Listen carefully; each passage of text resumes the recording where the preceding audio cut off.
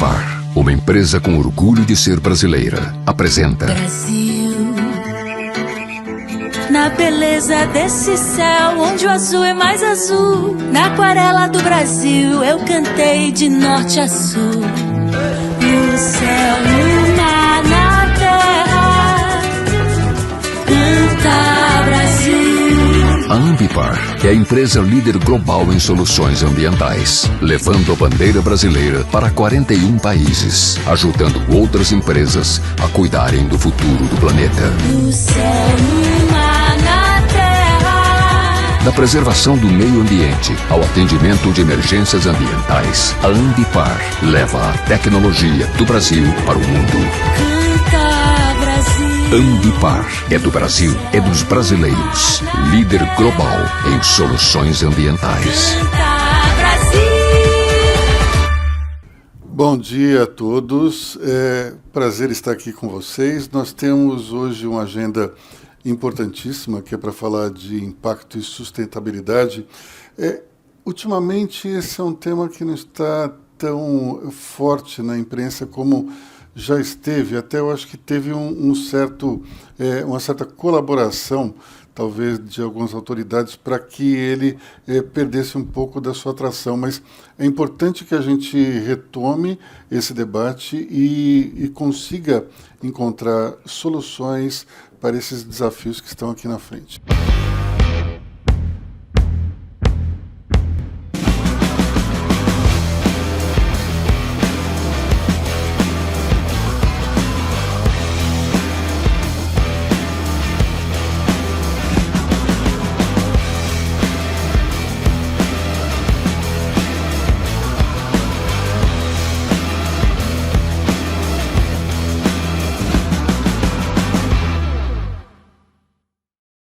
Bom dia.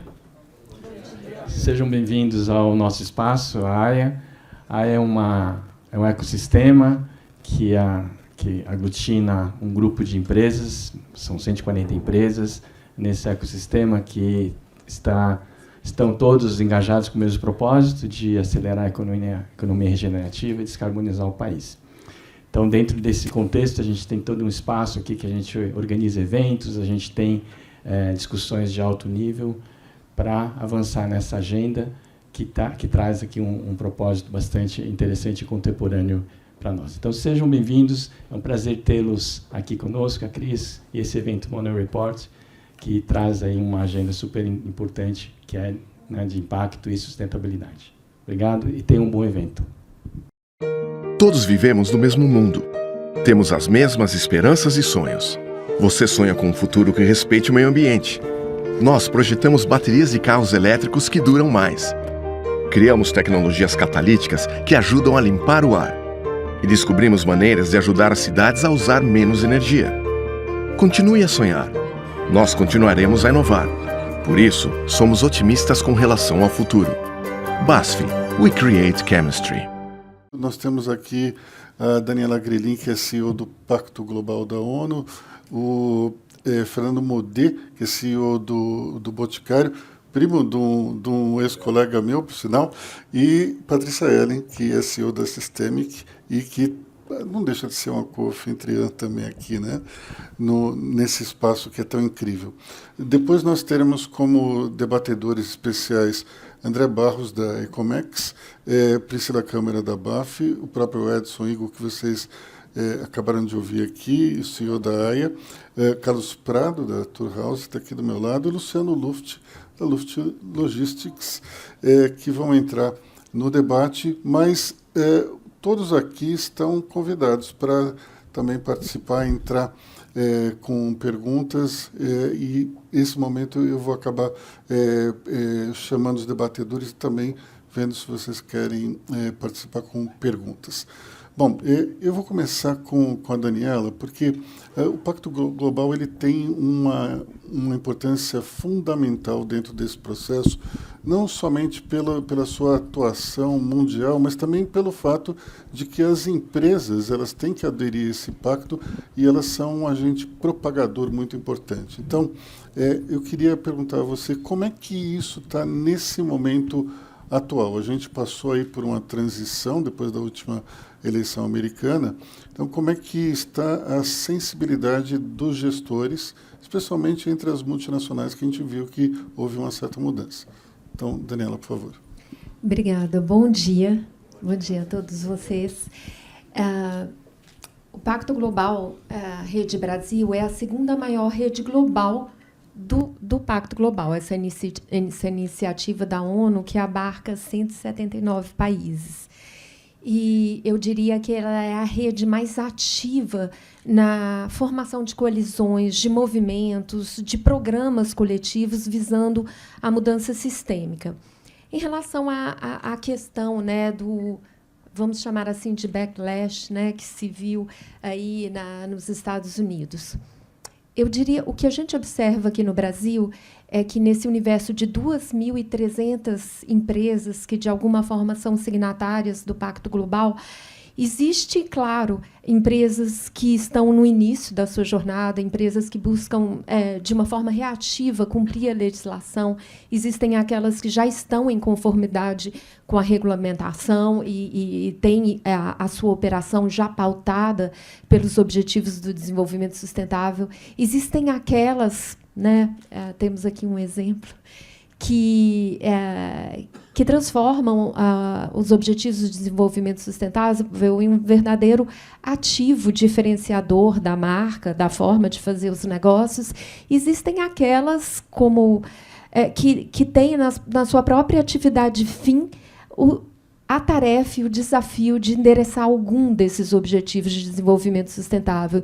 Empresas, por exemplo, de saneamento, de energia renovável. Quer dizer, a própria atividade fim é, em si, o foco de um dos objetivos de desenvolvimento sustentável.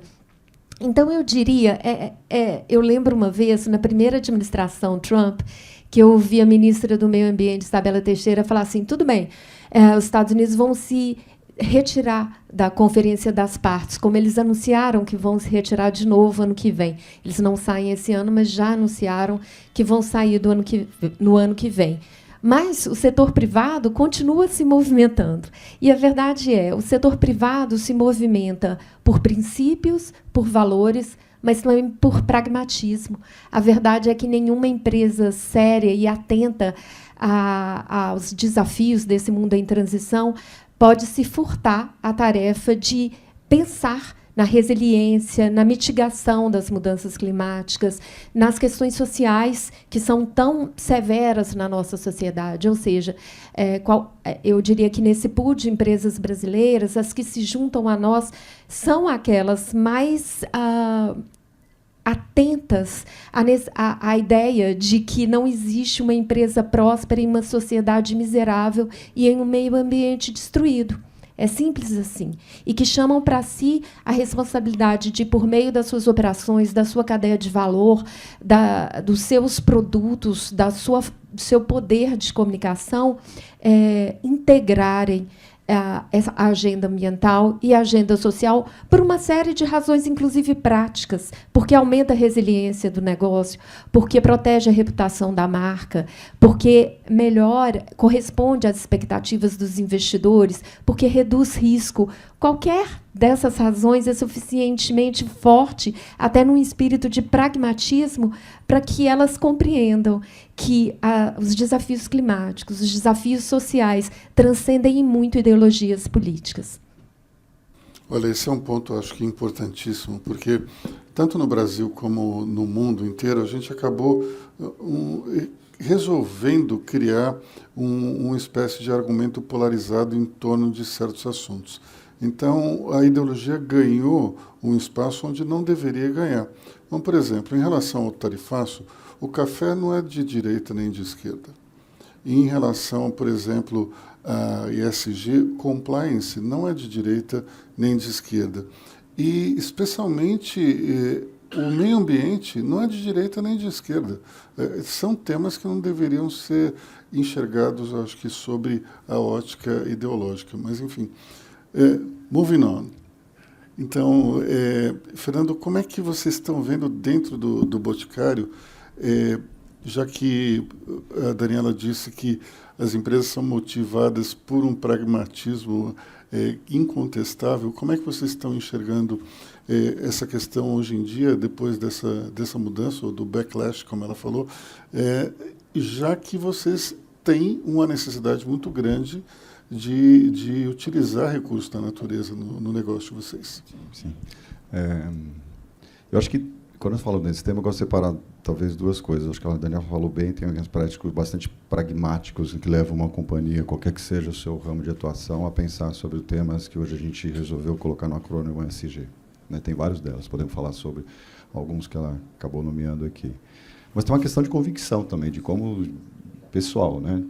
Quando eu falo pessoal, obviamente dos nossos fundadores, mas de todos aqueles que a partir deles também se integraram nessa jornada, assim como eu, que estou lá há 26 anos, tentando fazer a minha parte, mas gosto muito de estar lá, porque tem um propósito por trás de tudo que a gente está falando. Eu costumo dizer, e ali para o nosso público interno, principalmente, onde a gente fala sobre esse tema, que a gente resolveu vender produto de beleza para resolver transformar a vida das pessoas, os indivíduos, e aí a partir da transformação das vidas dos indivíduos, que é o nosso propósito negocial, transformar a vida da comunidade, do entorno, e poder contribuir para que a sociedade possa ser um pouco melhor a partir dos indivíduos. Então, a gente resolveu vender produtos de beleza para poder fazer o nosso propósito. Então, é importante assim, sempre lembrar dele. A estratégia está remontada a ele, todos os nossos aspectos de negócio estão voltados da mesma medida que a gente discute crescimento, e sempre tem o dilema de crescimento e lucratividade, o tema ESG está colocado ali como mais uma variável estratégica a ser considerada entre todas as outras no mesmo momento, né, a partir da estratégia que a gente faz. Quando você fala do backlash, toda vez que me perguntam sobre isso, eu remonto um pouco a nossa história dessa convicção. Então, talvez, vou usar isso como apenas um marcador, podiam pegar outros, né? Nossa história começa em 77, mas lá em 1990, o Boticário, ainda na época, não era Grupo Boticário, ainda mais próximo da sua fundação, resolveu tomar uma decisão, acho que é importante, de constituir uma fundação. A gente fala 2 anos antes do que a gente teve a Rio 92. E essa fundação, eu costumo dizer, ela estava presente lá em 1990, depois em 92, né, quando a gente teve a ECO aqui no Brasil, mas ela está presente também em 2000, 2010, 2020, 2025, estará presente, espero que em 2030, 40, 50, com a mesma coisa, fazendo o que ela se propôs a fazer no seu objeto fundacional, que é a missão dela, né, que é a biodiversidade brasileira. E a gente vem fazendo isso. Então, a nossa convicção, e eu um pouquinho mais velhinho também de ter trabalhado com os temas, eu sou do mesmo tempo onde a gente não chamava isso de ESG, mas já teve tantos outros nomes, né? Eu sou do tempo aí, quando comecei a me informar sobre o tema, né, na década de 90, ainda operava em outra companhia, que é a IOSP, e que tem a sua fundação IOSP também, e naquele momento já pude lidar com temas como a gente falava do Betinho, né, que tinha balanço social. A gente fala de terceiro setor, tive a chance de participar da primeira revista de direito do terceiro setor, uma série de coisas que estão aí, hoje estão muito impregnadas, tem muita história nesse sentido. Hoje a gente resolveu usar o acrônimo, mas eu acho que o movimento que está por trás ele continua muito forte para aqueles que têm a convicção sobre. Isso de um aspecto. Do outro, acho que tem questões que a Daniela colocou aqui, que eu acho que são muito fortes também. Como nós vendemos produtos para consumidores, eu costumo pensar que a realidade de consumidor e cidadão é uma realidade que é indissociável. Então, se eu pretendo ter uma boa participação de mercado, eu preciso refletir internamente aquilo que eu vou ofertar para o meu consumidor. Se eu não tiver diversidade interna, como é que eu vou trabalhar a diversidade externa? Porque eu não escolho os meus consumidores. Os consumidores hoje, produtos que a gente tem, são extremamente massivos, eu tenho consumidores de todos os tipos, todas as etnias, todas as faixas etárias, todos os gêneros, todo tipo de pensamento político, uma série de coisas. Eu preciso refletir isso minimamente internamente. Ao fazer isso, acho que a gente ganha uma força que é de melhor compreensão daquilo que o consumidor precisa, me comunicar melhor com ele e colocar em consequência disso também produtos que falem mais com a realidade real dele, né? Então, isso está bastante fechado. Do ponto de vista ambiental, eu costumo dizer o seguinte: economia e ecologia, no final das contas, tem o mesmo prefixo, né, que vem de oikos, que é casa. Na verdade, a organização da casa, seja pela ecologia, seja pela economia. Quando a gente está falando de ecoeficiência, eu reduzo qualquer tipo de consumo que eu faço de capital natural, a água, tudo que vem decorrente dele, para o material de embalagem, matérias-primas e tal, Eu tenho também redução desse custo financeiro sobre esse capital natural, e eu tenho minhas margens aumentadas. Só resolver trabalhar isso na perspectiva de margem. Então, nesse sentido, também é bastante inteligente que a gente também olhe sobre esse aspecto, que, obviamente, tem um mandamento ético, né, intergeracional, inclusive, sobre a proteção do meio ambiente, mas eu tenho objetivos também que são atendidos imediatamente e estão lá no meu painel. Né? Patrícia, eu lembro que, na saída dos bastidores da gravação do nosso programa Money Post TV, a gente teve uma conversa, e daí ela era sobre o agro e a questão ambiental.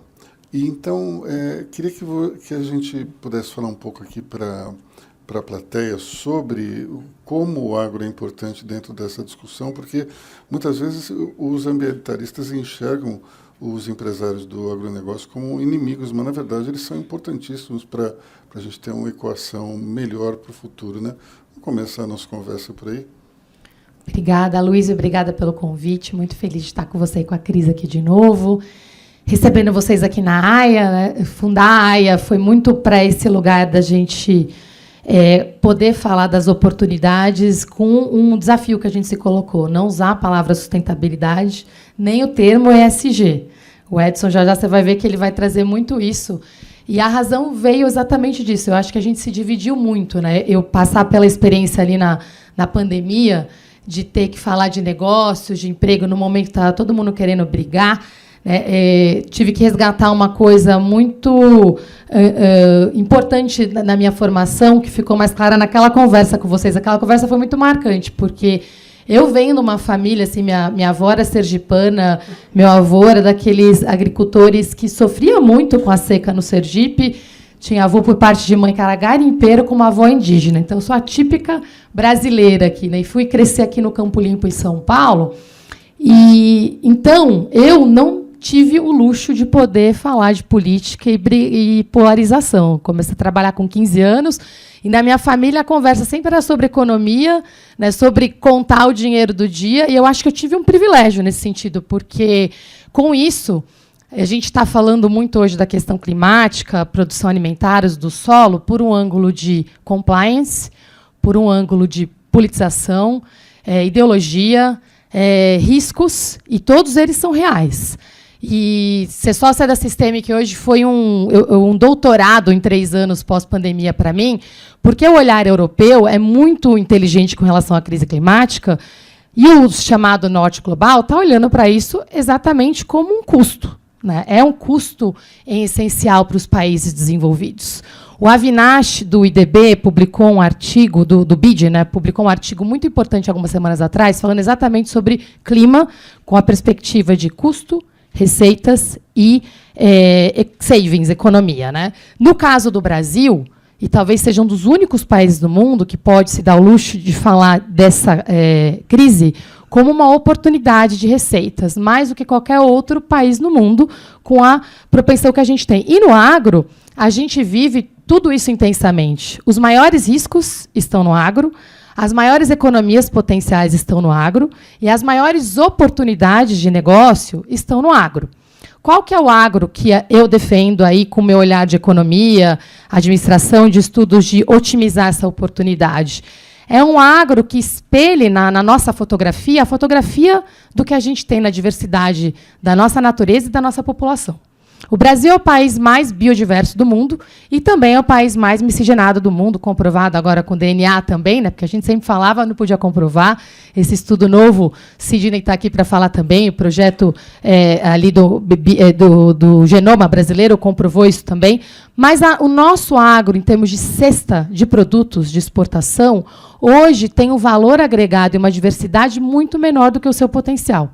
Nós exportamos 5 produtos: soja, carne, frango, milho e minério de ferro, em grande escala.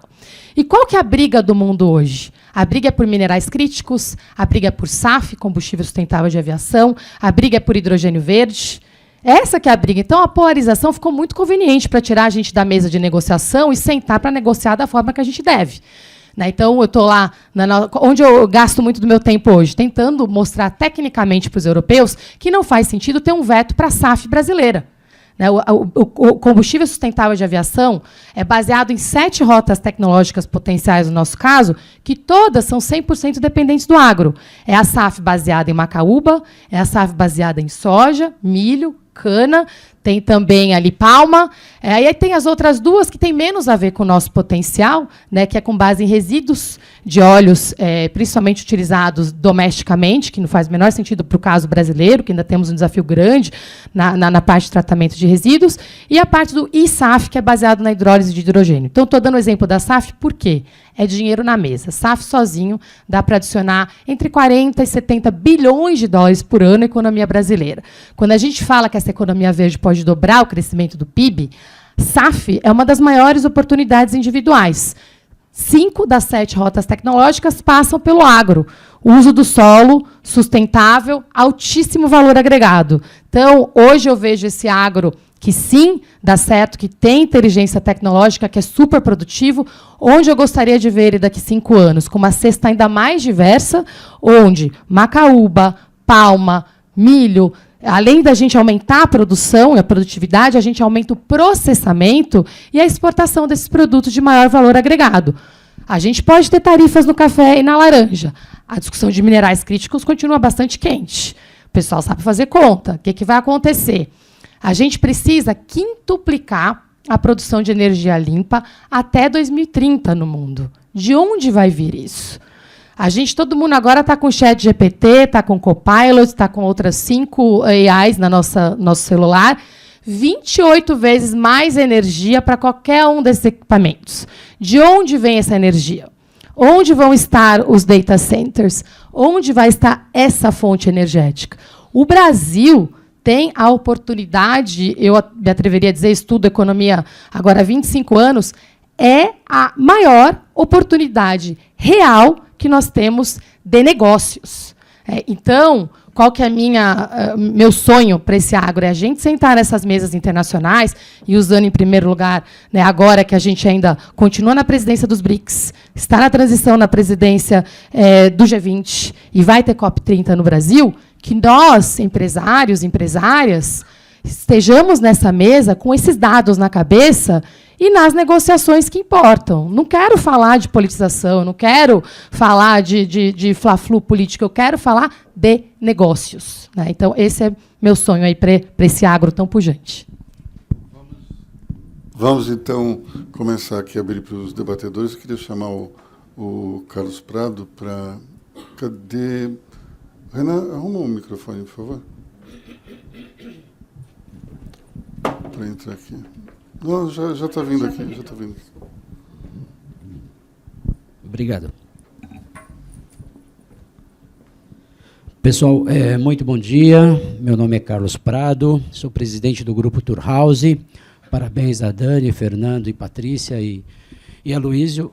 Para começar, não poderia deixar de dar uma olhada na plateia, nada contra a Cris e o Aloysio, mas nós temos 56% de pretos e pardos no Brasil e a gente não tem uma representatividade nessa sala. Então, esse é um grande desafio de nós, empresários, para superarmos isso daí. E, quando eu falo isso, não é a questão da reparação apenas que a gente deveria fazer, mas uma questão econômica, como o Fernando falou.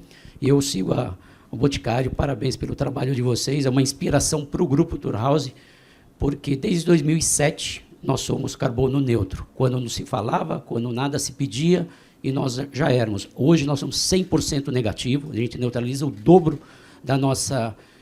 E também nós temos uma meta até 2030, 20% de pessoas da comunidade LGBTQIAPN+, que são profissionais maravilhosos no setor de eventos, em toda a economia e também na questão de diversidade. Até 2030, nós temos como objetivo termos, em todos os níveis hierárquicos da Turhouse, do Grupo Turhouse, 50% não brancos. Nada contra as pessoas brancas, pelo amor de Deus, mas a gente tem que ter essa representatividade.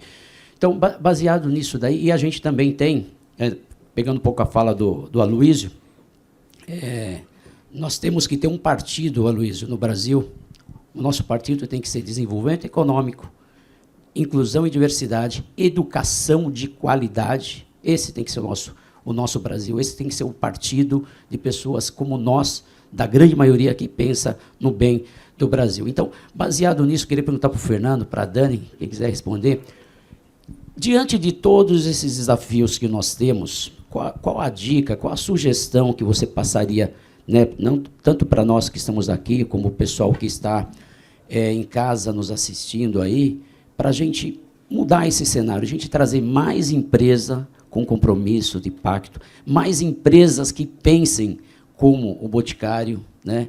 Então, para que a gente possa passar para um outro patamar que ESG não é só uma letrinha, e não custa mais, né? Não custa tanto, não é um mindset diferente apenas, não é um departamento que tem que estar lá. Então, diante disso, o que você acredita que a gente tem que fazer para trazer mais empresários, para tenha propósito e que tenha vontade de deixar um legado para as futuras gerações? Talvez o Fernando ou a Dani, por favor. Os franceses têm um ditado, eles falam savoir-faire, faire savoir, que significa saber fazer, fazer saber. Acho que o Brasil se destaca em muitas áreas e tem muito a dizer para o mundo em muitas áreas. Uma delas é a área de transição energética, como bem destacou a Patrícia, mas tem também, eu acrescento um desejo à sua lista de desejos para o agro brasileiro, né?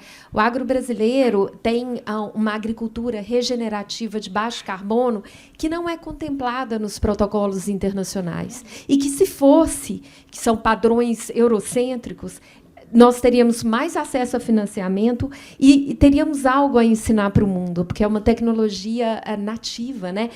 Muito fomentada pela Embrapa, que tem padrões de produção com uma pegada de carbono completamente diferente do que se vê no hemisfério norte.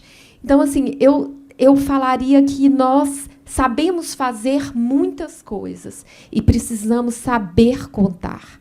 Em todas as arenas, em todos os espaços de diálogo, fora do mundo, assim, globalmente. Então, por exemplo, levar o exemplo da agricultura regenerativa de baixo carbono, tropical, é algo que o Brasil precisa contar ao mundo. O papel de protagonista que nós temos na energia renovável é algo que nós temos que contar ao mundo. E contar também o caso das empresas bem-sucedidas que tornaram essa gestão da sustentabilidade um ativo diferencial. Por exemplo, não posso deixar de citar, porque eu estou ao lado aqui da presidente do Boticário, mas é um excelente exemplo de um negócio que usa a beleza, e eu acho isso especialmente simbólico, porque a beleza, ao lado da verdade, da bondade, é um dos valores transcendentais, que usa a beleza para transformar a vida das mulheres, a vida da sociedade como um todo, porque quando se transforma a vida das mulheres, se transforma a vida da sociedade inteira. E isso ainda é um gargalo super importante e presente no Brasil. A título de exemplo, o Brasil é a 8ª economia do mundo, 74ª em termos de índice de desenvolvimento humano, e a 115ª, que é um lugar muito ruim, em índice de saúde e segurança para as mulheres. E a gente sabe, não sei se vocês tomaram contato, acompanharam uma série de reportagens na The Economist, que tem um título muito interessante. Por que as sociedades que falham com as suas mulheres falham? Existe uma correlação muito direta em como um país e uma sociedade trata as suas mulheres e a nossa capacidade de construir uma sociedade estável, em termos de segurança, próspera e com desenvolvimento econômico. Então, nós precisamos contar as histórias das empresas, né, como a sua, com tantas que estão aqui, que transformaram essas oportunidades relacionadas à sustentabilidade em verdadeiros ativos de marca e respostas que precisam ir além do Brasil e ser exemplos para o mundo.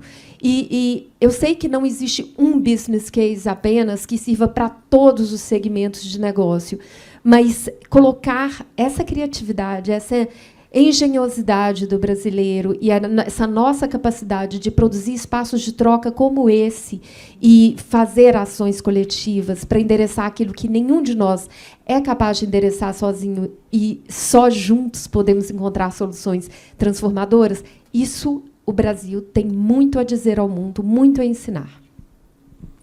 Obrigado. Fernando. Talvez eu precise comentar um pouco o que a Dani falou aqui.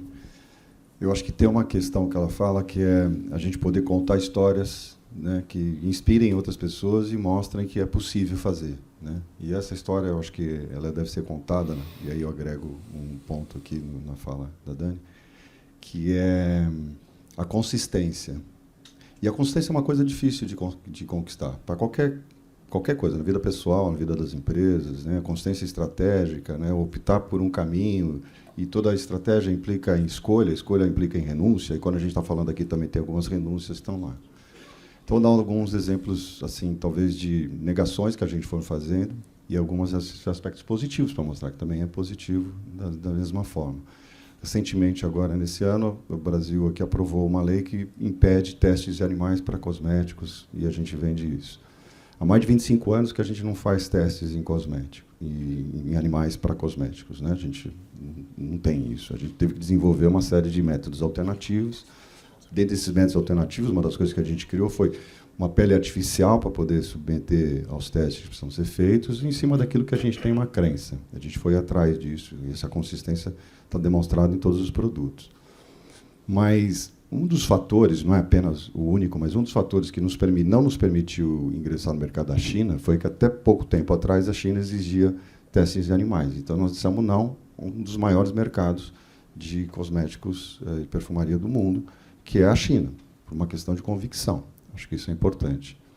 De outro lado, quando a gente fala de transformar a vida das pessoas, eu posso dar um lado positivo também. Quando a gente estava no processo, hoje já são 15 anos, quase 16 anos, que a gente está no processo de expansão fabril. A gente nasceu na região lá de Curitiba, né, São José dos Pinhais, região metropolitana ali de Curitiba, e quando nós decidimos ampliar nossas instalações fabris e de logística, a gente tinha várias opções. O mercado do Nordeste era um mercado que nos interessava, ele vinha crescendo, imagina, naquela época, para nós, mais de 30% ao ano, era importante ter uma presença lá, então era meio óbvio, mas dentro das regiões possíveis, a gente podia estar em vários lugares. Resolvemos estar numa cidade, falo sempre isso, uma cidade lá que tem um dos nossos centros de distribuição, do segundo maior, ali em São Gonçalo dos Campos, que é perto de Feira de Santana. É uma cidade muito pequena, e a gente sabe as desigualdades que tem e tal, e a gente aqui, principalmente olhando do sul, né, do país, o sul mesmo, né, Paraná, o sudeste aqui, São Paulo, onde a gente tem, obviamente, o maior mercado, a gente está muito contaminado com a ideia de que é difícil você buscar produtividade, principalmente pela baixa qualidade da mão de obra, tudo isso que a gente tem de preconceitos que a gente vai juntando e tudo mais, né? E eu dou sempre esse exemplo, porque esse centro de distribuição lá, nós conseguimos fazer uma coisa um pouco inédita, que é juntar dois competidores, né, que oferecem soluções para centro de coisa, e montar, na verdade, um negócio com aquelas características que nos interessavam. E essa característica que nos interessava, mais a força dessa mão de obra, que hoje a gente tem ali, já há bastante tempo, já estão quase de operação lá, mais de quase 20 para 15 anos, a gente tem ali um nível de engajamento que é o maior engajamento que a gente tem na companhia. Maior, 100%. Parece até mentira o dado, mas é 100% que a gente tem lá. E aí, todas as vezes que eu vou lá, eu fico super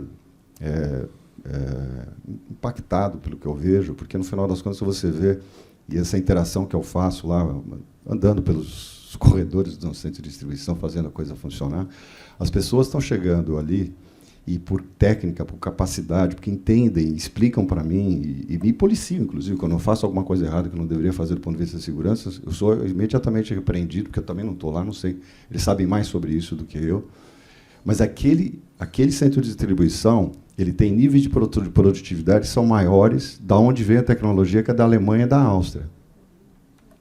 Ele é o centro de distribuição naquelas características, com a maior produtividade do mundo, sendo feita no interior da Bahia, por pessoas que a gente imaginava que não tinham capacidade plena para fazer isso. O que falta, na verdade, não é vontade, não é capacidade, é oportunidade. E quando a gente consegue fechar a lógica da oportunidade, a gente consegue fechar a consistência que a gente precisa dentro da lógica de transformação da vida das pessoas através da criação de oportunidades. Obrigado. Antes de passar a palavra para a Patrícia, que ela quer também falar sobre o tema, eu só queria comentar esse dado de 100% de adesão. Isso é uma coisa importante, porque nós estamos passando por um momento único, acho que, na história, que é no qual as crianças estão ensinando os adultos nessa questão do meio ambiente. É muito interessante, porque quantas vezes vocês já não viram um avô ou um pai ser advertido pelo filho pequeno porque estava fazendo alguma coisa errada, ou jogando alguma coisa no chão, algum papel? Então, é um mundo muito diferente o nosso. É um mundo no qual os pequenos estão ensinando os mais velhos. Isso é algo inédito e eu acho que é importantíssimo.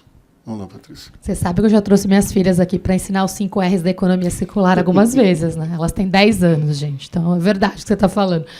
Mas eu queria só retomar, acho que na pergunta você falou muito sobre inclusão e oportunidade. E o exemplo do Fernando, ele pode ser replicado em escala nacional.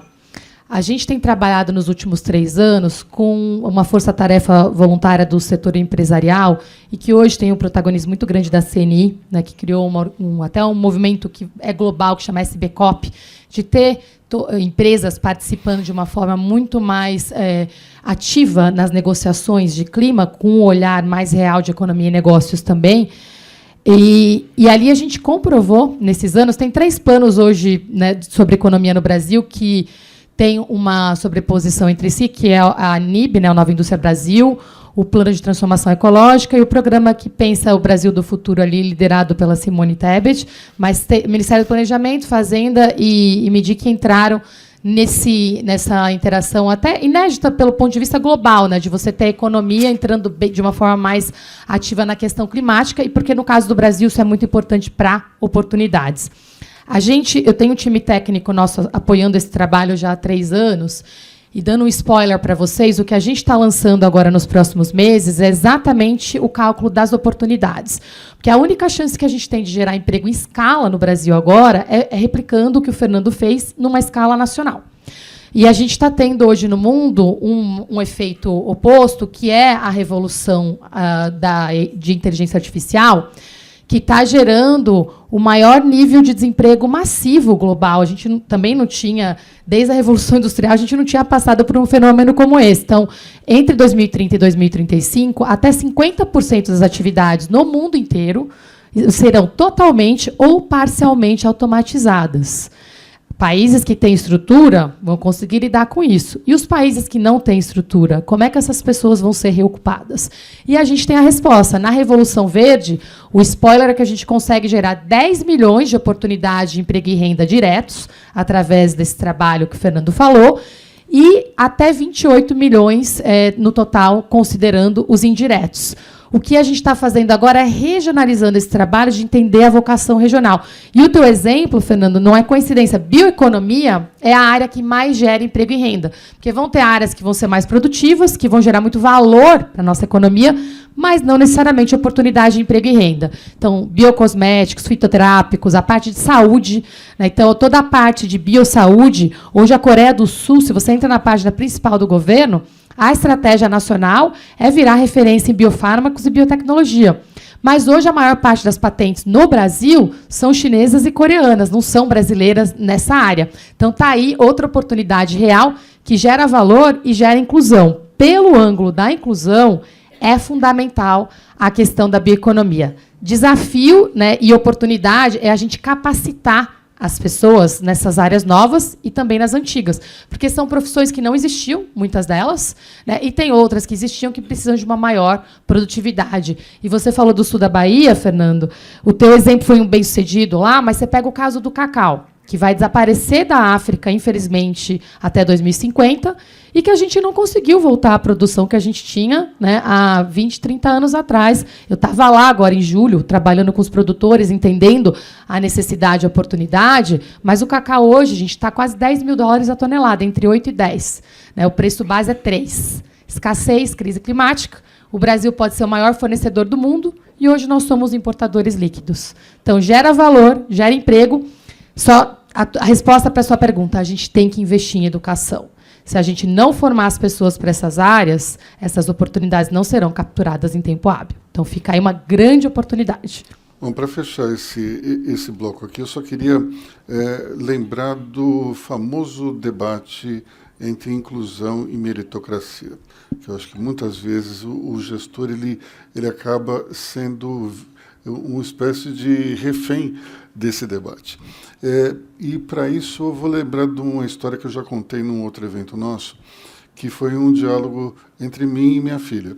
E eu perguntava, minha filha sempre foi uma boa aluna, e eu perguntava para ela, você sempre foi a primeira ou segunda aluna da classe, isso continua a acontecer? E ela falou, não, eu devo ser a quarta melhor aluna. E eu falei, mas o que aconteceu? Você parou de estudar? O que foi que ocorreu? Ela falou, não, as 3 melhores alunas da minha classe são as 3 bolsistas. Então, eu acho que a gente tem que pensar no seguinte, a meritocracia ela é realmente importante, mas a gente precisa dar chance para que haja uma competição mais justa. E esse caso, eu acho que ele é muito sintomático. Você tem ali uma competição informal entre 3 meninas da periferia com outras crianças que são da classe média alta ou da classe alta. Então, é interessante porque quando houve uma equalização de condições, as pessoas da classe mais baixa apareceram e conseguiram mostrar o seu valor. Então, eu acho que cada um de nós tem que ter isso na cabeça, no sentido de ajudar a tornar esse jogo um pouco mais justo, né?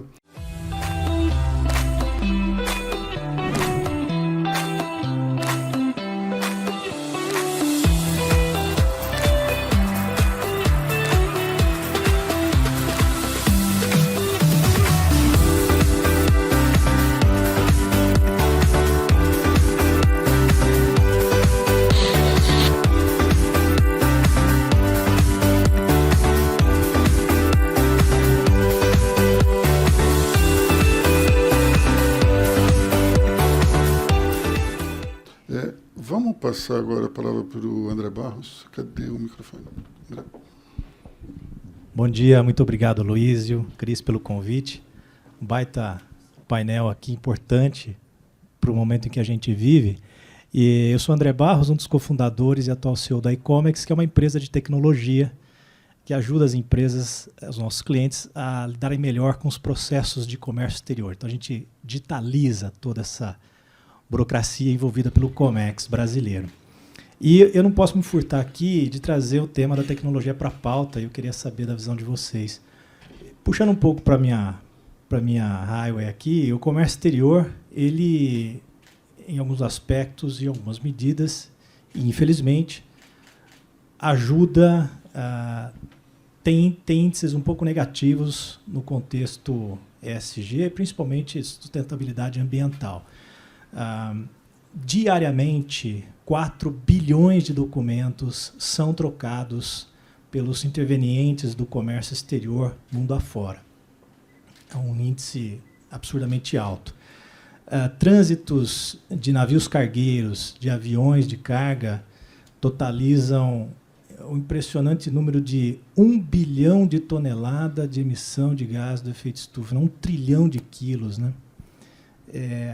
A gente, como uma empresa de tecnologia, claro, a gente faz a nossa lição de casa nos aspectos de sustentabilidade de forma geral, mas a gente cria tecnologia para ajudar a indústria também a fazer algumas medições, né? Quando a gente fala de, por exemplo, metas de carbono zero e etc., olhar os escopos de impacto, escopo 1, 2 ou 3, que somam a sua pegada de carbono é importante, e eu acho que sem uma tecnologia adequada é muito difícil de se realizar. Além disso, como vocês, talvez Fernando, Boticário, a Dani, a própria Patrícia, entendem que a tecnologia pode ser, se não a protagonista, coadjuvante desse cenário todo da sustentabilidade, nos 3 pilares da sustentabilidade, não especificamente na ambiental, mas na governança, principalmente às vésperas de a CVM exigir que os CFOs assinem ali, como assinam os documentos do aspecto financeiro, assinem também documentos que tragam os índices da companhia em relação à sustentabilidade, né? Como que vocês veem a tecnologia como sendo protagonista ou coadjuvante desse processo todo? André, vamos fazer para uma pessoa só, porque se todos os debatedores perguntarem para 3, a gente vai sair daqui às 5 da tarde. Então, acho que, Fernando, se você puder contribuir. Acho que assim, sem querer esgotar o tema, mas talvez pensando rapidamente em alguma resposta que faça mais sentido, acho que tem alguns pontos importantes ali. Primeiro, né, essa questão de gerar elementos para que você possa fazer um bom gerenciamento disso, independente da prestação de contas que você vai fazer, porque a CVM determinou agora, ou não importa, né, mas importa como gestão do negócio. É impossível pensar na gestão de todos esses aspectos, assim como de qualquer outro dentro de uma companhia complexa como a gente é, se não tiver uso de tecnologia. Então, a gestão é fundamental para isso. Aí estou falando desde a gestão de materiais dentro da fábrica, processo produtivo que levam a perdas, levam a impactos ambientais por isso, o consumo de capital natural, como eu falei, de água, outros insumos, matéria-prima e tudo mais. É fundamental que tenha tecnologia para isso, né? Então, isso é um dado importante. O outro é como é que a gente evolui, por exemplo, na ecoeficiência. Uma das coisas que a gente faz, lembrando os 5 R's aqui da filha da Patrícia, a gente trabalha sempre, procura trabalhar em todos eles, mas principalmente começar pelo início, no primeiro R, né? Vamos reduzir, né? Então, para reduzir, a gente precisa, para oferecer algo que seja compatível com aquilo que a gente quer como atributo percebido pelo nosso consumidor, a gente precisa que o atributo esteja presente, o atributo de beleza, que o encante, aquilo que ele espera como resposta de um creme que vai fazer bem para a pele dele, tudo isso que a gente tem. Mas, ao mesmo tempo, que aquilo faça de uma maneira que seja ambientalmente adequada, melhor, porque quando a gente está decidindo isso, a gente decide qual é o preço que vai ser, qual é a margem que tem, mas também um atributo ambiental que está inserido disso. E, obviamente, para conduzir todos esses fatores num processo de desenvolvimento de um item, a gente hoje tem mais ou menos 5.000 itens sendo desenvolvidos no nosso procuro de desenvolvimento, nosso laboratório de desenvolvimento. São mais ou menos 5.000 todos os anos, 29%, 30% do nosso faturamento de 12 meses são de itens que não existiam há 12 meses atrás, então tem um nível de inovação muito forte. Mas, para cumprir tudo isso, a gente precisa fazer uma série de testes. Hoje, a gente faz isso muito com inteligência artificial. Boa parte dos testes, a gente tem lá um desenvolvimento de uma tecnologia proprietária nossa, que permite a gente fazer testes de uma série de coisas, inclusive controle biológicos e tudo mais, acelerados com tecnologia também usada. E que faz com que a gente tenha menos impacto ambiental, porque a gente erra menos, a gente reduz o uso de insumos, de novo aquela ideia que eu falei da ecoeficiência, a gente também tem uma redução, obviamente, do custo financeiro sobre isso, mas a gente também usa tecnologia para isso, né? E eu acho que tem um outro último dado que a gente pensar no recorte social. Como a Patrícia estava dizendo, eu acho que a gente tem uma revolução importante que provavelmente vai deixar muita gente para trás. Então, desenvolver também, isso é um dos programas que a gente chama esse programa de Desenvolve. A gente tem, acho que, uma felicidade nesse sentido, com base que tem esses problemas que a gente tem de as pessoas não acompanharem o desenvolvimento da tecnologia, mas, de outro lado, você tem bastante gente querendo fazer as coisas, e se a gente conseguir conectar esse lado da demanda que eu tenho por gente que entende tecnologia, gente que entende, quando eu falo tecnologia, não a produção da tecnologia, mas o uso, né, aplicado da tecnologia, se eu consigo conciliar essas duas realidades, eu tenho acesso a gente para poder trabalhar na expansão do meu negócio. Hoje a gente, já não é de hoje, né, Renata, acho que já há quanto tempo, 5 anos mais ou menos, a gente iniciou um dos programas que, acho que dos programas que eu mais me orgulho lá, que é justamente olhando essa possibilidade que a Patrícia estava dizendo, de tentar conjugar aqui a formação de pessoas que tragam, na verdade, um embasamento maior de tecnologia para possibilitar novas atividades futuras que a gente se beneficia. Já formou milhares de pessoas lá. Parte delas estão conosco, parte delas está com o mercado em outras empresas que a gente está desenvolvendo. Chama o programa Desenvolve. Acho que é um pouco o panorama geral. Bom, vamos chamar a perícia da Câmara da BASF. O microfone. Obrigada, Luísio. Bom dia a todos. É um prazer poder estar aqui de novo. Estive, nesse evento ano passado falando também sobre sustentabilidade. E parabéns a Luísio e Cris por trazerem esse tema para a pauta, e lembrar que ele é realmente uma prioridade. E eu gosto de trazer uma reflexão. Como que a gente faz com que ele seja efetivamente uma prioridade? como consumidores também, né? Como sociedade. A gente fala bastante da indústria, das cadeias, e a gente viu aqui que muito está acontecendo, muito está se fazendo, mas a melhor forma de acelerar isso e trazer para uma lista de prioridade é realmente a forma como a gente se posiciona, como a gente escolhe o nosso consumo, como a gente questiona os fabricantes, né? Então, que isso venha aí realmente para a nossa reflexão. Conectando com isso, quando a gente fala como BASF, eu sou Priscila Câmara, responsável pela BASF no Brasil. Quando a BASF fala We Create Chemistry, a gente não está falando só da BASF, é we, somos todos nós, sociedade. E como a gente, com o nosso know-how, expertise e footprint global, ajudamos vocês, empresas e mundo, a realmente transformar e trazer a sustentabilidade para a prática, para o dia a dia. Conectando um pouco com o que já foi falado aqui, um dos pilares que a gente trabalha, o ESG, é a regeneração, né? Como a gente migra da extração para a regeneração, para a possibilidade de renovação efetiva do nosso planeta, com vários produtos, né? Então, a gente vem trabalhando aí palmas regenerativas, a gente trabalha não só na América do Sul, mas no mundo, base de muitos dos nossos produtos, focados em bioeconomia. Para isso, a gente tem métricas efetivas que foram aqui mencionadas, que falam sobre a análise do ciclo de vida desses produtos, o quanto eles reduzem a emissão, qual é o PCF deles, né, emissão de gases de efeito estufa. E, com isso, a gente busca trazer produtos alternativos que efetivamente beneficiem não só o meio ambiente, mas também aí com qualidade para o nosso consumo. A gente está trabalhando também na frente de bioeconomia da SBCOP. Estamos ali com este grupo, porque a bioeconomia, como também já foi falado aqui, é uma frente extremamente importante que trabalha a alternativa, né, em termos de produtos, mas também trabalha a base econômica, apoiando comunidades para um desenvolvimento mais sustentável, para um cuidado, né, com o meio ambiente, seja na Amazônia, seja no Cerrado, enfim, várias frentes. E aí, com isso, eu queria conectar a minha pergunta. Fernando já respondeu, pode ser você, pode ser talvez a Patrícia. Como é que vocês vêm trabalhando, que exemplos vocês veem de economia de regeneração ou de iniciativas de regeneração próximas ao trabalho de vocês? Porque eu acho que hoje, além da gente fazer, é importante a gente compartilhar soluções para que elas possam ser multiplicadas. Antes de você responder, Patrícia, só um comentário sobre o que a Priscila falou. De fato, as reações químicas estão no epicentro do problema e da solução também, né? Vamos lá. Não, sem dúvida nenhuma. Eu até falo que se eu fosse escolher alguma coisa para estudar hoje, seria química, viu? Porque todos os processos produtivos que a gente está revendo agora são processos químicos. Eu agradeço, que eu amava química, estudei bastante na escola, mas para quem está começando agora, é química e biologia.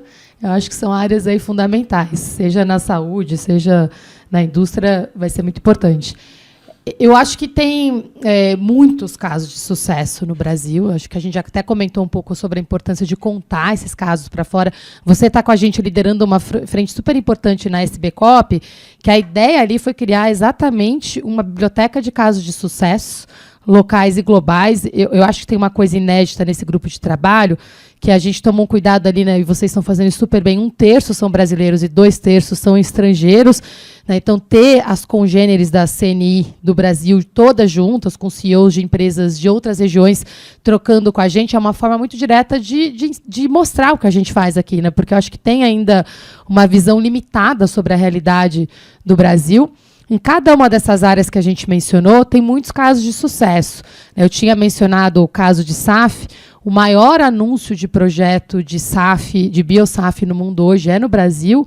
Aí pega o caso da Acelen com o investimento da Mubadala e na região de Minas Gerais. Ali é a SAF baseada em Macaúba, né? Então é um dos grandes programas globais hoje.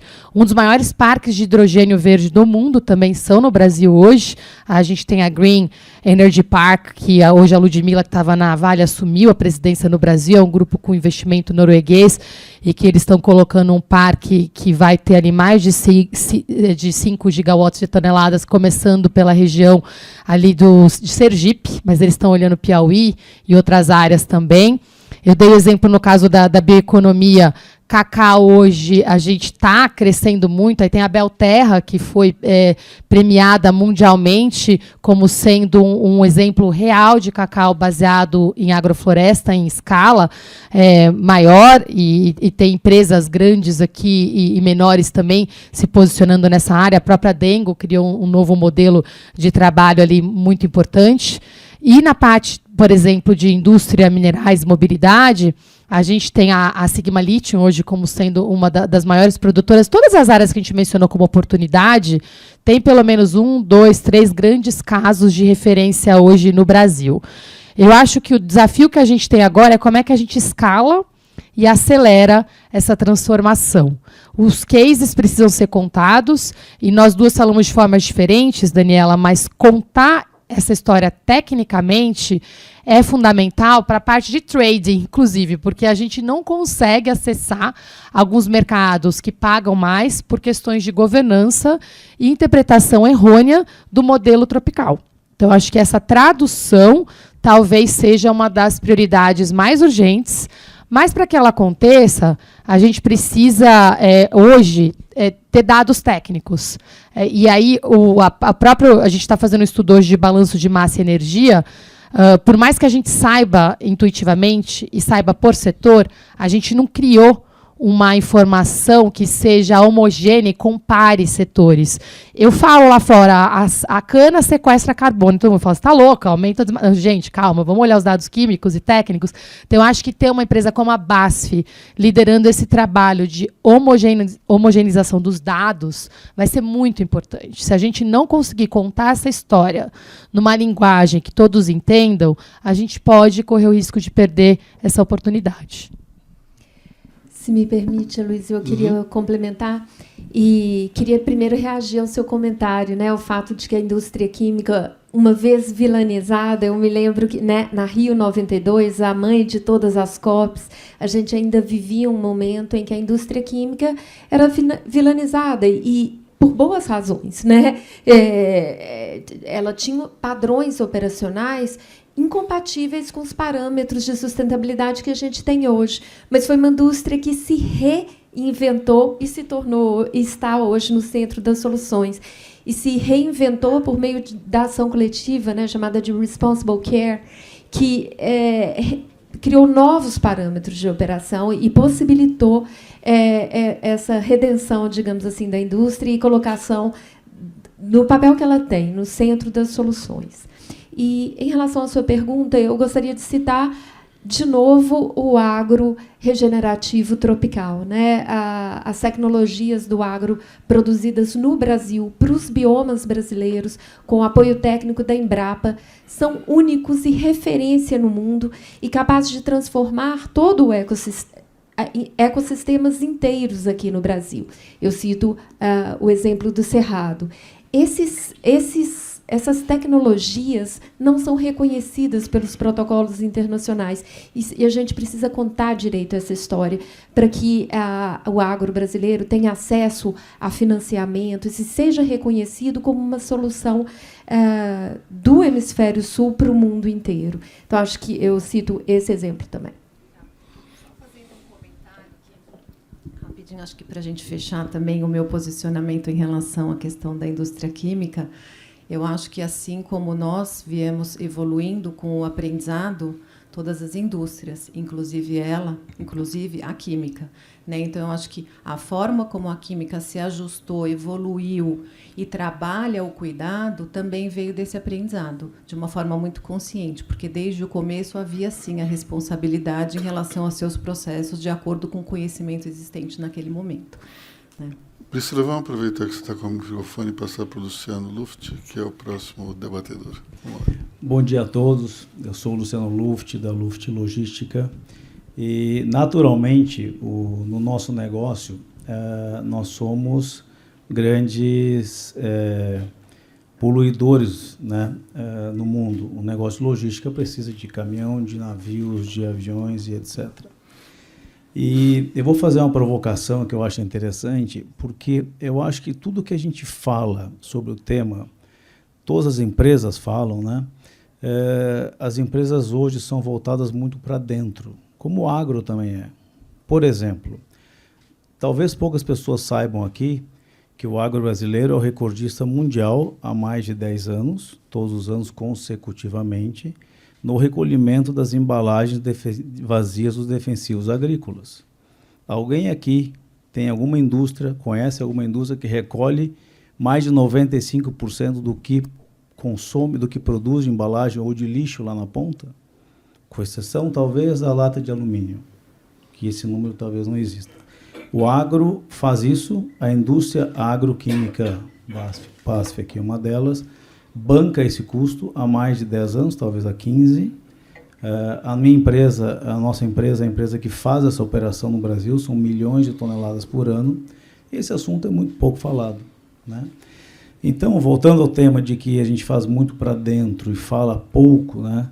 No negócio de logística, e esse é o grande desafio, e eu vou fazer essa pergunta para a Patrícia, a gente vê o seguinte: hoje a gente fala muito de eficiência para dentro das empresas, mas você imagina o seguinte, que hoje no Brasil provavelmente em torno de 40% a 45% dos estoques estão alocados em locais errados, por conta dos benefícios fiscais. Você manda um produto de São Paulo para Minas Gerais para vender para São Paulo e etc. E assim, quando eu falo Minas Gerais, está aqui do lado. Muitas vezes pode ser na Bahia, Goiás, enfim.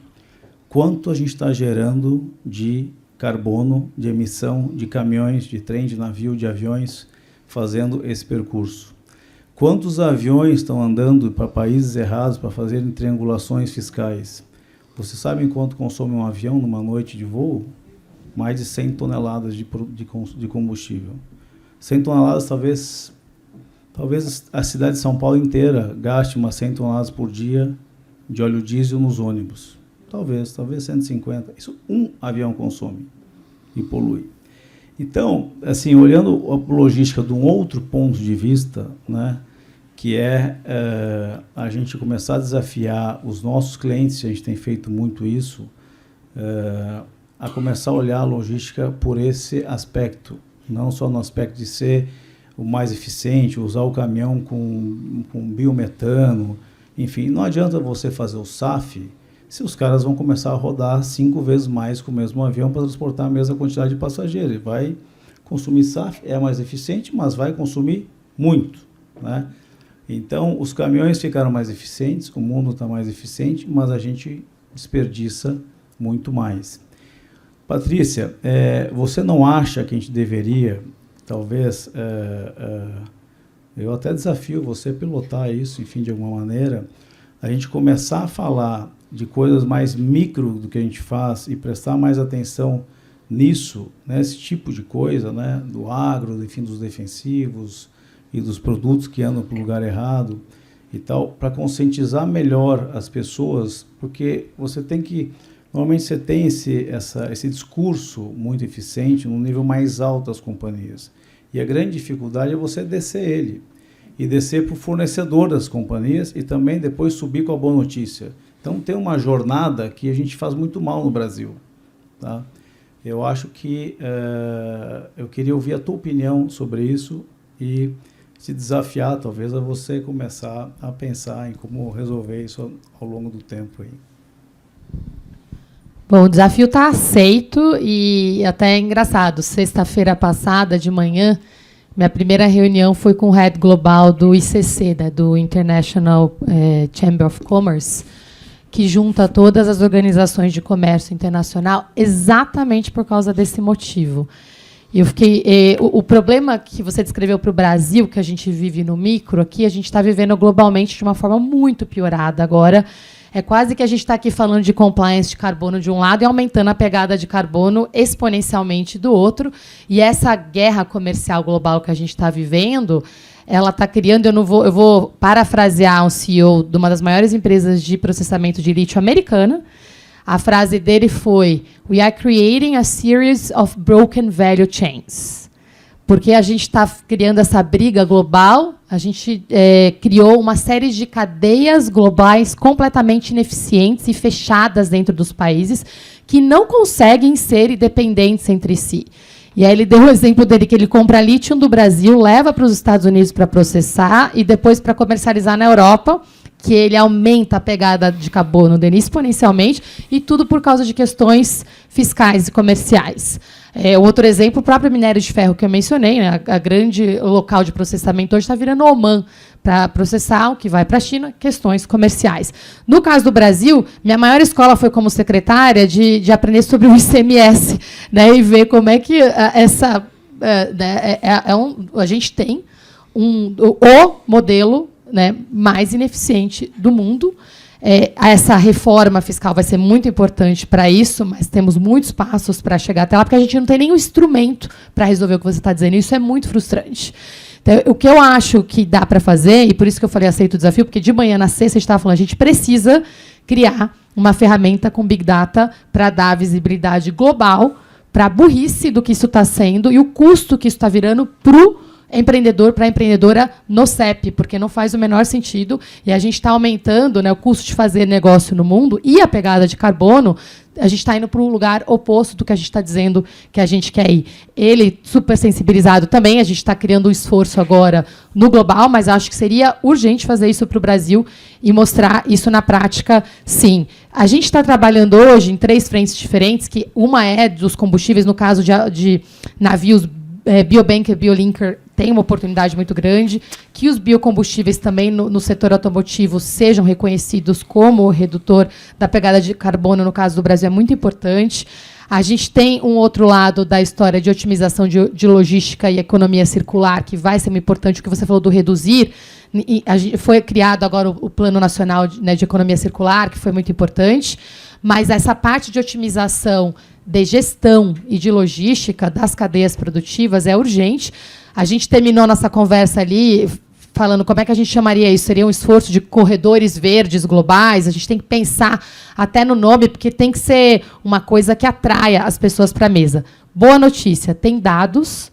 E se a gente tivesse tendo essa conversa há 5 anos atrás, a gente não teria como mostrar isso. Hoje a gente consegue. Então, a gente fez alguns exemplos em algumas cadeias, por isso que eu dei o exemplo do lítio. Você mostra na prática que não faz o menor sentido logístico o que a gente está fazendo hoje. Então, eu acho que a gente pode pegar 2, 3 exemplos de setores e trabalhar isso pedaço a pedaço, mas eu concordo com você, olhando os dados, assim, como cidadã, me dá um desespero, que a gente está deixando dinheiro na mesa, a gente emprega as pessoas de uma forma pior e aumenta a pegada de carbono. Então, só posso dizer que concordo, e foi o que me tirou o sono. Última boa notícia, nesse trabalho da transformação ecológica, a gente, na Força Tarefa Voluntária, a gente escolheu 3 temas como prioridade. Habilidades verdes, né, como formar as pessoas para esse novo momento. Trade, comércio otimizando a parte logística, então é o segundo ponto de prioridade. E o terceiro é mecanismos de financiamento. Então, pelo menos esse grupo de trabalho, que é nacional aqui, com a indústria muito no centro, foi alinhado que esse é um tema de prioridade máxima.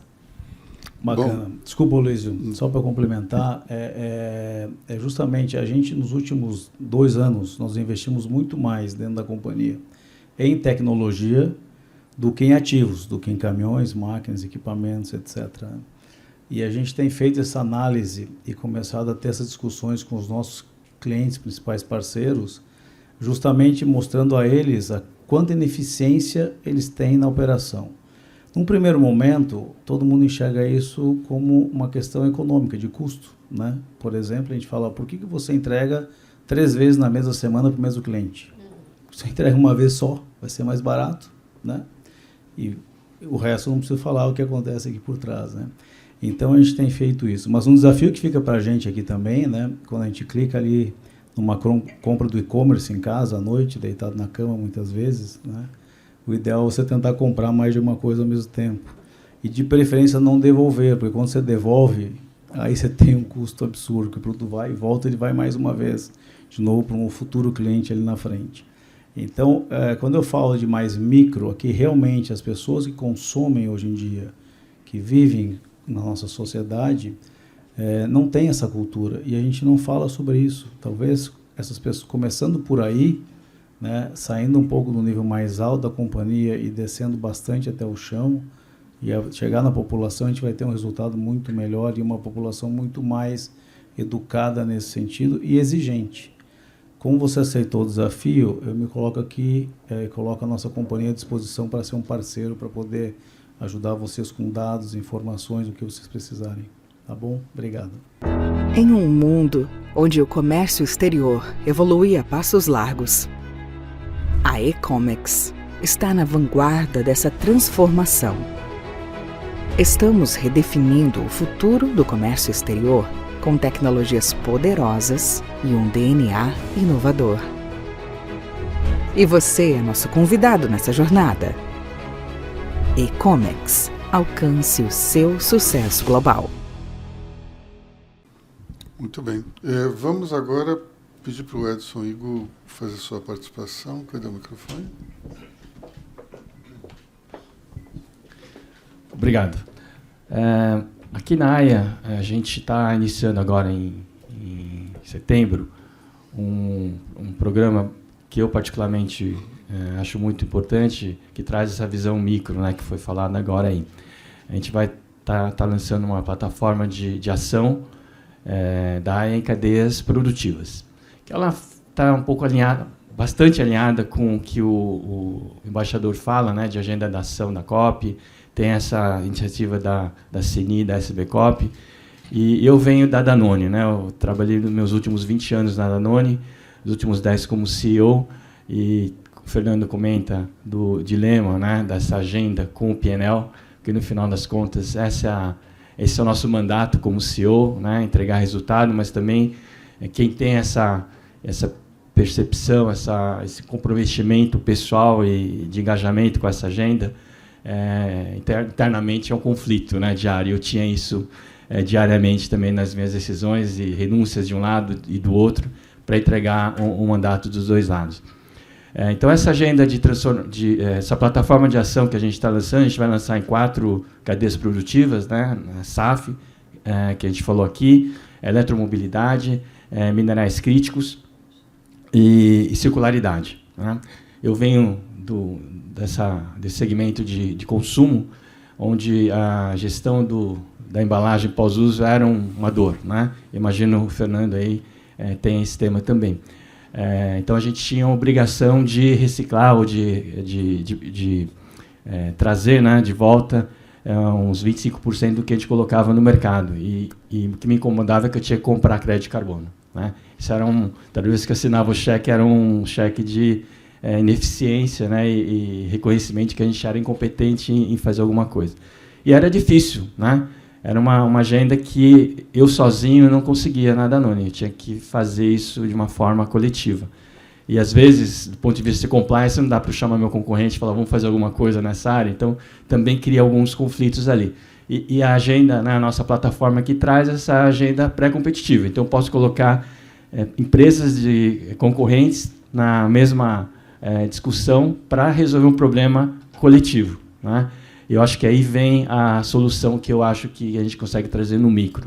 Então, eu estou muito animado com essa plataforma. A ideia é que a gente, juntamente com uma consultoria, no caso dessa de SAF, a gente vai ter a PwC conosco, para que a gente empurre isso, traga os players de cada fase da cadeia produtiva, para que a gente, primeiro, descubra os desafios que cada um tem, e coletivamente a gente vai encontrar uma solução e entregar um resultado, né?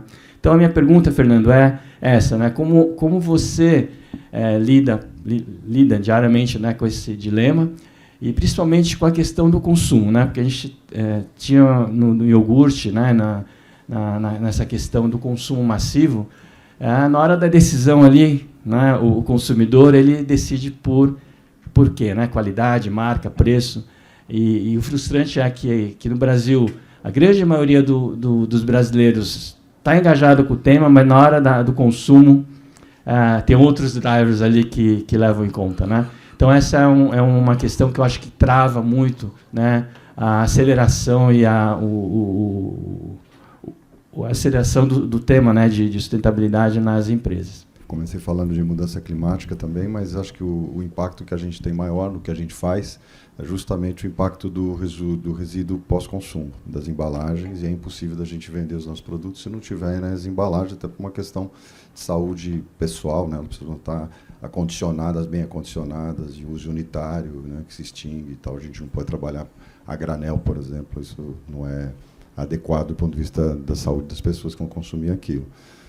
O que a gente tem feito aí nesse sentido, né? A gente tem feito, talvez, dizer aí, talvez umas 3, 4 coisas que a gente tem feito nesse sentido. A gente tem um arranjo já longo, já vai para quase 20 anos, junto à BPEC, que é a Associação Nacional do nosso setor de indústria de higiene pessoal, perfumaria e cosméticos, onde a gente conseguiu vencer essas barreiras que você estava dizendo, de coordenação entre competidores, envolvendo números que possam transacionar e podem ser vistos de uma maneira inadequada pelo CAD, porque tem competidores transacionando informações sobre as vendas recíprocas, e mesmo que elas estejam representadas não no valor financeiro, mas em volumes por tonelagem, coisas como essa. A gente resolveu por tecnologia, né, e com apoio de entidade que consegue auditar isso para nós e garantir que esse processo todo funciona do ponto de vista do atendimento, da governança possível. Isso é uma coisa muito importante, é o Deu a Mão para o Futuro, que é um programa, acho que desse de logística reversa, que a gente chamava logo no início ainda, e continuamos chamando assim. É um dos maiores que tem aqui de maior longevidade, de maior impacto no retorno dessas embalagens, é um caminho. Como nós estamos um pouco mais de quase 5 mil pontos, 5 mil pontos de coleta ao longo do Brasil. A gente talvez seja a empresa que tem, por conta do nosso desenho de negócio, a gente tem 4 mil lojas e mais, tanto aí, quase 1.100 lojas de revendedoras. Então, permite que a gente tenha também postos onde as pessoas, consumidores ou revendedoras que a gente tem no porta a porta, possam ir lá e destinar o pós-consumo, as suas embalagens, no lugar onde a gente vai recepcionar e vai dar o tratamento correto também. Isso tudo operando, a gente consegue hoje, conseguimos isso no final do ano passado, 41% das embalagens que a gente colocou no mercado, de alguma maneira, em termos de tonelagem, voltaram para nós. Tem o primeiro R, que é reduzir, mas depois a gente tenta retornar. Então, ele está chegando a 41%, foi o número que a gente conseguiu fazer lá. Para chegar aí, além de botar tudo isso em pé e fazer funcionar, e funcionar do ponto de vista que economicamente seja viável e tudo mais, tem um aspecto importante que você também traz, que é, no final das contas, nós como os consumidores, né, que são as pessoas que estão consumindo esse produto, dando fim a ele, que retornam essas embalagens. Para isso ele precisa ter esse nível de consciência. Consistentemente, eu estou no negócio há 26 anos, nós já fizemos isso algumas vezes, pelo menos 4 vezes ao longo desses 26 anos que eu estou lá. Consistentemente a gente vem notando, e isso não importa que a gente está hoje em 2025, mas era lá atrás, 15 anos atrás, era mais ou menos assim. Consumo, quando a gente pega, não o fator sociodemográfico, mas quando a gente pega comportamentos de consumidor, nesses anos todos a gente tem identificado que mais ou menos cerca de 19%, quase 20%, inclusive é o recorte comportamental menor que a gente tem em termos de consumo de produtos do nosso setor, se identificam com a causa ambiental. Se identificar também não quer dizer que atuem de conformidade a isso. Uma coisa é o que você responde na pesquisa, outra coisa é o que você vai lá e faz. Então, a gente tem trabalhado bastante no incentivo, seja por educação, seja também incentivos financeiros, para que as pessoas, deixando as embalagens dentro das nossas lojas, tenham um benefício financeiro, que é uma redução no custo dos produtos que ele vai comprar, dos novos produtos que ele vai comprar. Então, a gente tem insistido um pouco nisso. Acho que é o nosso papel.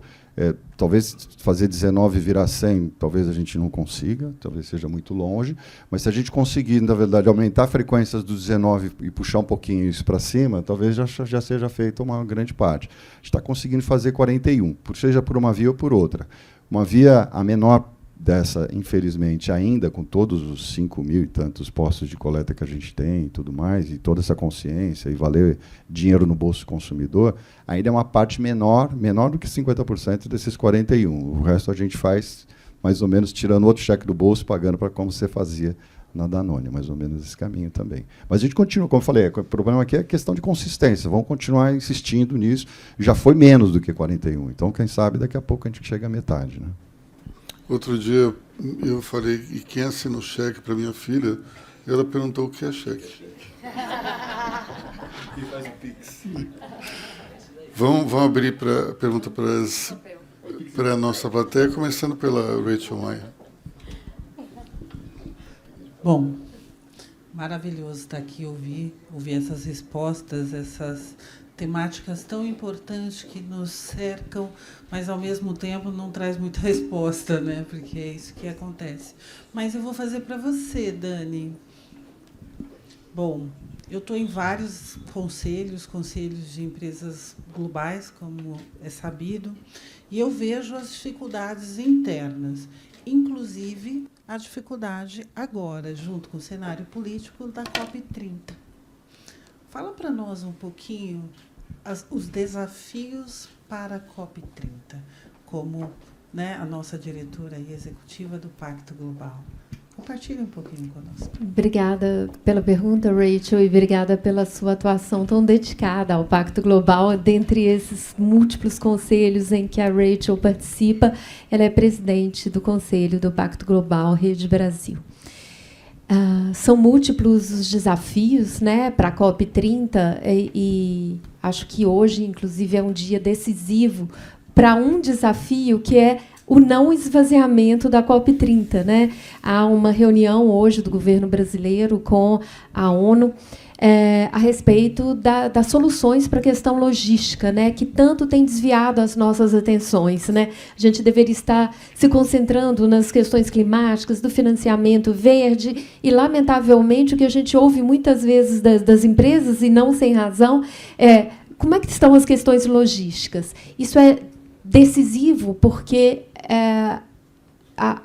os altos preços podem impedir ou inviabilizar a participação de muitos países membros, países parte, e sem a devida representatividade desses países, as negociações podem perder a legitimidade. Mas vamos aguardar, é o dia de hoje, e a gente deve ter respostas sobre isso. Mas, então, eu vou para os outros desafios. Um desafio que me vem à mente é a própria questão do financiamento da transição climática, né? A gente está falando de metas globais de 1,3 trilhões de dólares para financiar essa transição e, inclusive, assegurando o que a gente chama de justiça climática, que é a devida atenção aos países que menos emitem carbono e que mais são afetados pelas mudanças climáticas, e entre eles está o Brasil. Basta lembrar o que a gente viveu aí, né, no Rio Grande do Sul, nas queimadas. Então, esse financiamento de 1,3 trilhões é um grande ponto de discussão e de interrogação. Basta dizer que, na Conferência do Clima em Bonn, que antecede tradicionalmente as COPs, esse tema não chegou a um consenso. Há uma grande incerteza em relação à disposição e possibilidade dos países do hemisfério norte bancarem esse financiamento, tendo em vista, inclusive, o recuo dos Estados Unidos, né? O desejo deles de se retirarem dessas discussões. Eles, como eu disse, ainda participam esse ano, mas já anunciaram que vão sair. Será que os países da Europa vão ser capazes de abarcar essa ausência dos Estados Unidos? Esse é um tema que a gente deve prestar muita atenção. Outro tema importante é a questão das contribuições nacionalmente determinadas, né?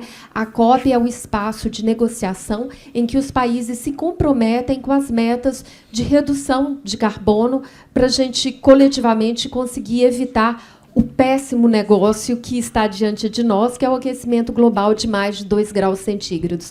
Vale lembrar que o patamar de 1,5 graus centígrados já foi alcançado, quer dizer, o mau negócio já está contratado, mas ainda temos a possibilidade de evitar o péssimo negócio. Pois bem, é necessário que os países façam metas, né, se comprometam com metas devidamente ambiciosas. Avançar em uma velocidade menor do que a necessária para evitar uma grande tragédia climática é a mesma coisa que falhar. Quer dizer, avançar aos pouquinhos, de forma insuficiente, coletivamente, nesse caso é igual a falhar. Então, é muito importante que os países, coletivamente, sejam capazes de se comprometer com metas ambiciosas ao ponto de evitar ultrapassarmos esse patamar de 2 graus centígrados, a partir do qual as consequências são realmente muito danosas. Então, outro ponto que eu ficaria atenta é em relação à justiça climática, né? Conferência de Clima não é só sobre clima, é sobre justiça social também. E, no caso do Brasil, isso é muito evidente quando a gente leva em consideração que as mulheres, os povos marginalizados, os povos originários, a população negra, está naturalmente muito exposta ao risco. E o perigo, eu aprendi com um especialista em desastres, é igual o risco é igual à vulnerabilidade mais a exposição e mais o efeito danoso do estímulo, né, que pode acontecer. Ou seja, as mulheres, especialmente as mulheres negras, estão no centro dessa discussão sobre justiça climática. Então, pensando em justiça climática agora, não só como um tema hemisfério norte e hemisfério sul, mas pensando em justiça climática dentro do nosso país, dentro da nossa própria sociedade. Como há uma interseção entre vulnerabilidade econômica e exposição a riscos climáticos e um menor acesso a recursos para aumentar a resiliência climática, é necessário que, quando a gente discuta clima e mudança climática, a gente necessariamente ouça essas populações. E é muito importante, de fato, ouvir tanto as mulheres quanto os povos originários. Há estudos, inclusive, que mostram que a resiliência ou a capacidade de resposta, estudos feitos após o furacão Katrina, a Costa Rica, que mostram que o melhor preditor, olha que interessante, de uma resposta bem-sucedida a uma crise climática é o nível educacional das mulheres. Porque, de novo, esse fenômeno de estar no centro do problema e no centro das soluções se verifica, né, de tal forma que as mulheres negras, os povos originários, eles não são só os mais vulnerabilizados, não estão só no centro do problema, são uma parte fundamental e incontornável da solução. Porque, como líderes comunitários, herdeiros de saberes ancestrais, eles têm muito a ensinar. Bom, vamos passar a palavra para o Sidney Clark, né, Cris? Já está aí? Eu estava aqui acompanhando essa discussão, né, de transição energética, e um dos meus papéis que eu tenho assumido de uns 2 anos para cá, que me fizeram ir até Baku, para Nova York, no Climate Week, com a Rachel, a Tânia também estava, minha diretora do Pacto Global, já que dentro da ODS 3, que é a de saúde e bem-estar, eu tenho procurado me manifestar e reconhecido pelo Pacto como uma voz de impacto. Mas muito tem se falado, de fato, das negociações, da transição energética, dos trilhões de investimentos que são necessários, sendo que para a saúde, o montante para a saúde disso, de investimento multilateral, ela não passa de 2%. Dani lembrou muito bem aqui das queimadas, das chuvas no Rio Grande do Sul, da seca na região amazônica, e todo aquele impacto, né, que o Brasil teve com a alteração climática, obviamente, e que nenhum sistema de saúde está preparado para lidar com isso. Então, durante as chuvas no Rio Grande do Sul, todos ficaram impactados dentro dos jornais, do noticiário, com a perda das residências e tal. Depois ficou-se muito menos divulgado a epidemia de leptospirose, a epidemia de hepatite, muito menos divulgado a quantidade de hospitais. O Einstein pôde participar da recuperação de 13 unidades na região de Canoas, entre elas um hospital, ou seja, perdeu-se tudo. Os geradores estavam no subsolo, então, sem energia, nada funciona. Os materiais que poderiam ser resistentes às queimadas, resistentes às chuvas, também não são utilizados dessa maneira. Questões de logística, o Luciano está comentando aqui, ninguém chega numa região que está como aquela. Como nenhuma comunidade é capaz de ser acessível, uma comunidade que o único meio de acesso são rios, quando esses rios secam. Portanto, aqui, de novo, eu acho que grande parte do meu papel é chamar a atenção,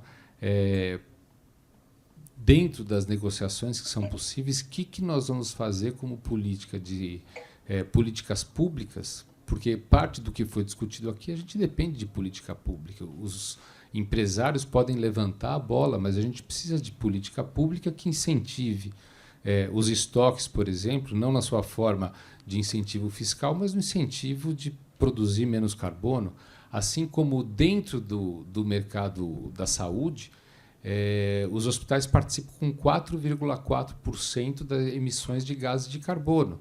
Então, é necessário que cada organização de saúde também haja dentro de casa para poder diminuir a sua pegada de carbono. No caso, nós tivemos aí a oportunidade, primeiro, de utilizar fontes renováveis num número cada vez maior e, mais recentemente, participar de um investimento em Pernambuco de uma usina eólica para fornecer energia. Hoje, mais de 60%, beira 70% da energia consumida pelo Einstein no Morumbi e no Hospital Público da Vila Santa Catarina é de fonte renovável, ou seja, diminuindo a pegada de carbono. Além disso, a gente tem a oportunidade de fazer auditoria em fornecedores, estimulando-os com as iniciativas também para a transição, para diminuir a pegada de carbono, ou contribuir com a logística reversa, que foi comentado aqui, ou diminuição das embalagens, numa premiação que os fornecedores recebem lá no Einstein por cumprimento dessas práticas, que também é a nossa função eleger aqueles que também participam. Então, nesse sentido, eu não tenho grandes perguntas aqui, mas eu queria ouvir comentário de vocês a respeito do que pode ser feito quando a gente vai, por exemplo, para Belém. Nós conversávamos aqui por que Belém, né, com todo esse risco, né, por que deixou chegar dessa maneira, mas Belém é uma das cidades mais afetadas pelos extremos climáticos do nosso país, talvez seja uma boa representação.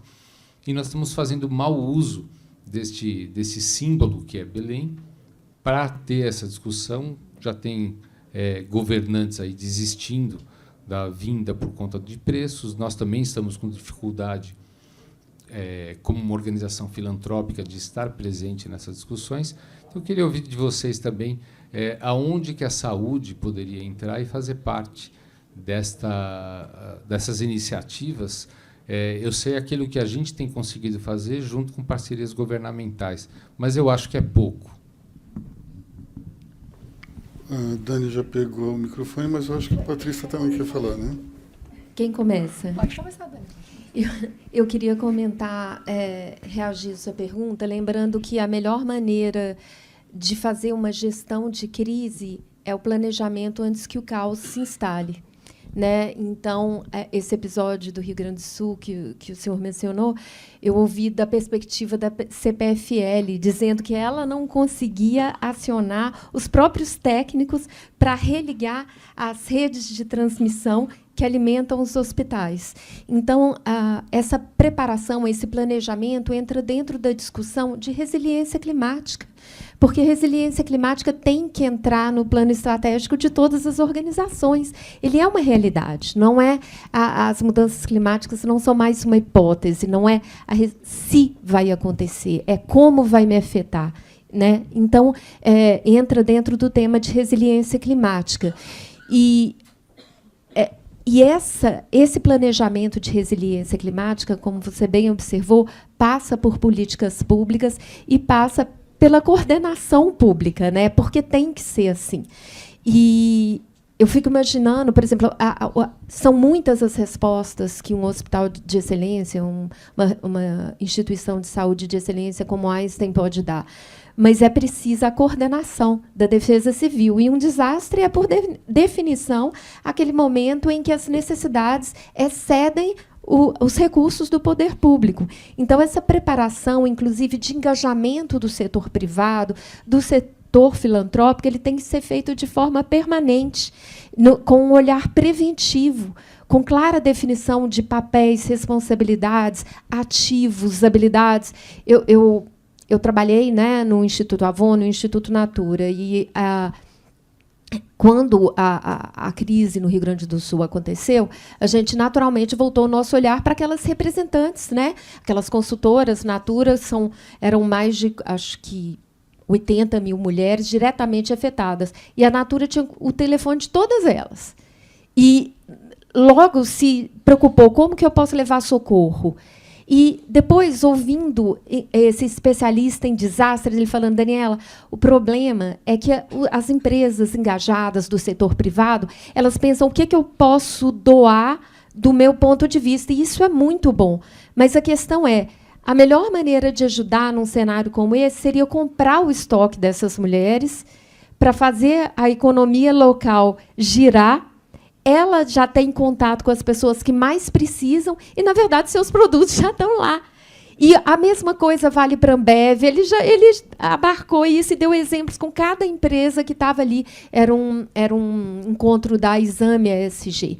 Então, de fato, sem essa coordenação que envolve o setor de saúde, o setor de energia elétrica, como você bem mencionou, e que necessariamente é pública, e que pertence ao tema de resiliência climática, a gente vai começar a pensar em respostas quando o sistema colapsou. Acho que só para complementar, talvez num ângulo bem prático, assim, Sidney, primeiro te parabenizar, porque eu acho que um dos desafios, quando eu falei lá do artigo do Avinash, né, quando a gente fala de investimento para ter um retorno, é muito mais fácil para um CEO tomar essa decisão. Quando a gente está falando de custo e compliance, também precisa. A parte de economia, savings, olhando o longo prazo, é sempre o mais complexo para fazer, e você tem feito muito esse papel num setor que vai ser um dos mais afetados, sem dúvida nenhuma, por todos os efeitos climáticos, e já está sendo. De uma forma bem concreta, o que acabou acontecendo na agenda das COPs tradicionalmente, desde a Eco 92, os especialistas climáticos tomaram uma decisão de focar muito em mitigação, porque havia uma expectativa que a gente resolveria os problemas e chegaria a cumprir, né, também o Acordo de Paris, 1,5 graus. O problema é que, como a gente não está cumprindo a meta, a agenda de adaptação, que é o que você está descrevendo agora, ela passou a ser muito mais urgente. Então, tomou-se uma decisão para essa COP, que ela é muito importante, que é colocar a agenda de adaptação como prioridade. E a Ana Toni, como CEO, ela tem 2 agendas que ela está liderando diretamente. A de Green Skills, essa parte de habilidades verdes, e a agenda de adaptação e resiliência climática.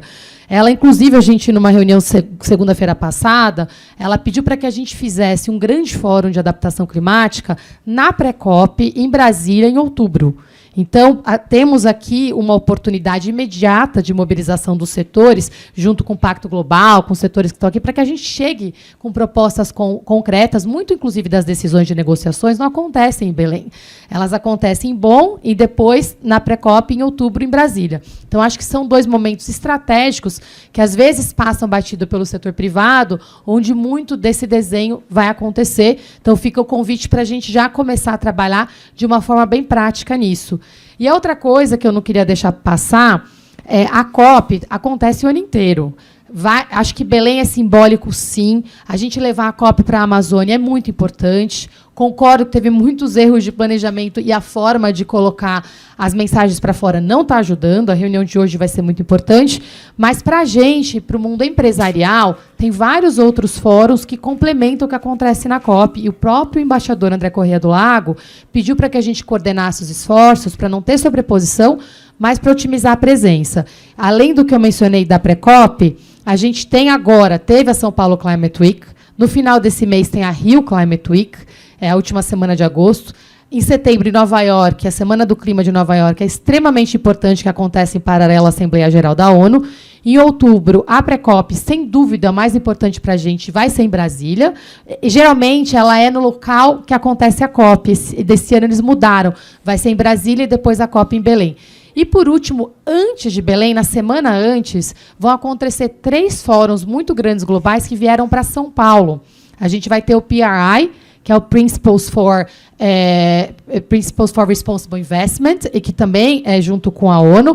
Na sequência, tem o Innovation Hub Forum, que geralmente é no local da COP, vai ser em São Paulo esse ano, e muitos empresários aqui. Depois o Milken Institute, de uma forma inédita, que é o maior fórum de investimentos do mundo, vai fazer o fórum aqui em São Paulo também, todos eles nessa sequência pré-COP. E aí, obviamente, para ir para a COP, minha última dica, saíram os dias temáticos. É importante a gente garantir a nossa presença lá, pelo menos nos dias estratégicos para as nossas áreas, tendo ali 2, 3 dias críticos para estarmos lá e darmos o nosso apoio formal a Belém. Mas acho que os 2 pontos são a adaptação climática e a gente prestar atenção nos momentos que as decisões estão sendo feitas e principalmente com essas mobilizações empresariais. Nesse sentido, essa COP já foi um sucesso. A gente nunca teve PRI, Milken Institute, Bloomberg, todo mundo aqui na mesma semana e ainda, curiosamente, com a Fórmula 1 no domingo para fazer todo mundo ficar em São Paulo,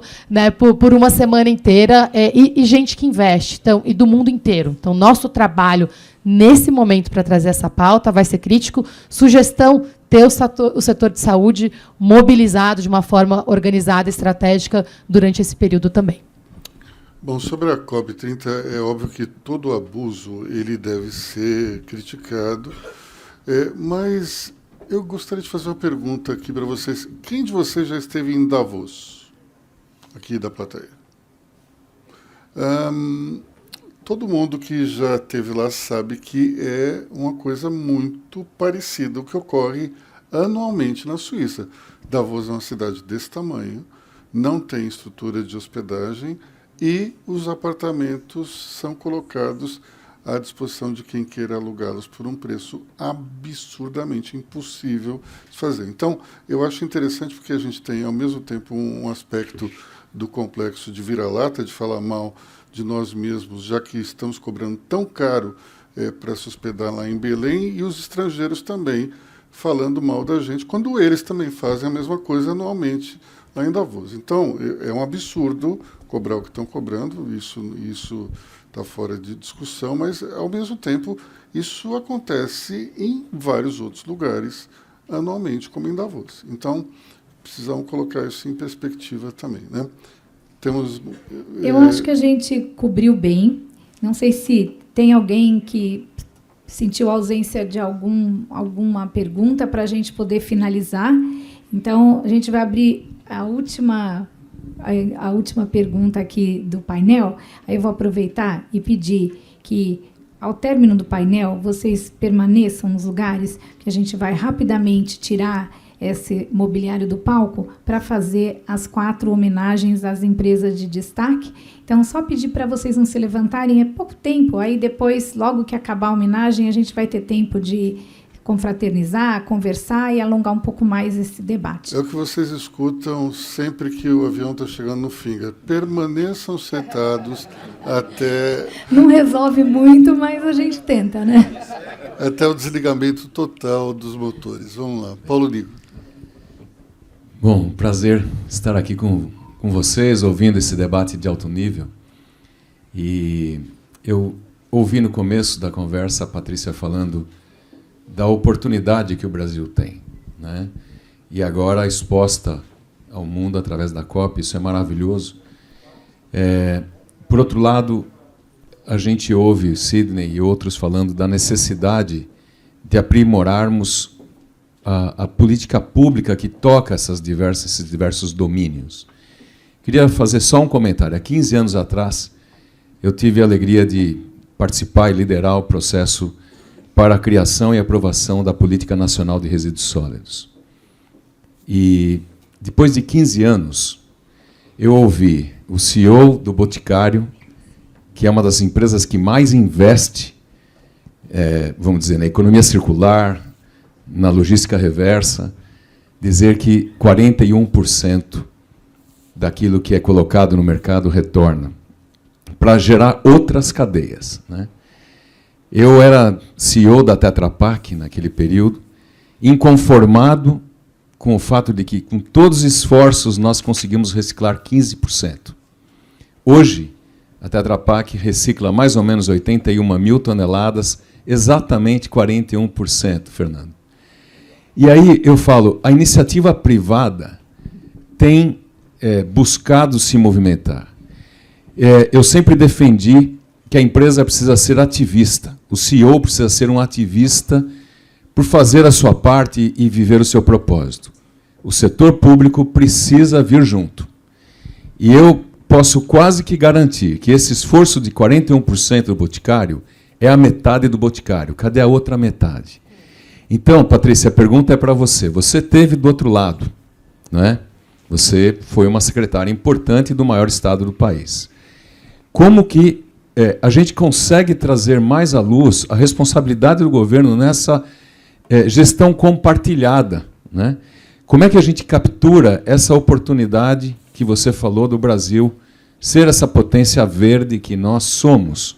Mas temo que a gente esteja novamente perdendo uma grande oportunidade.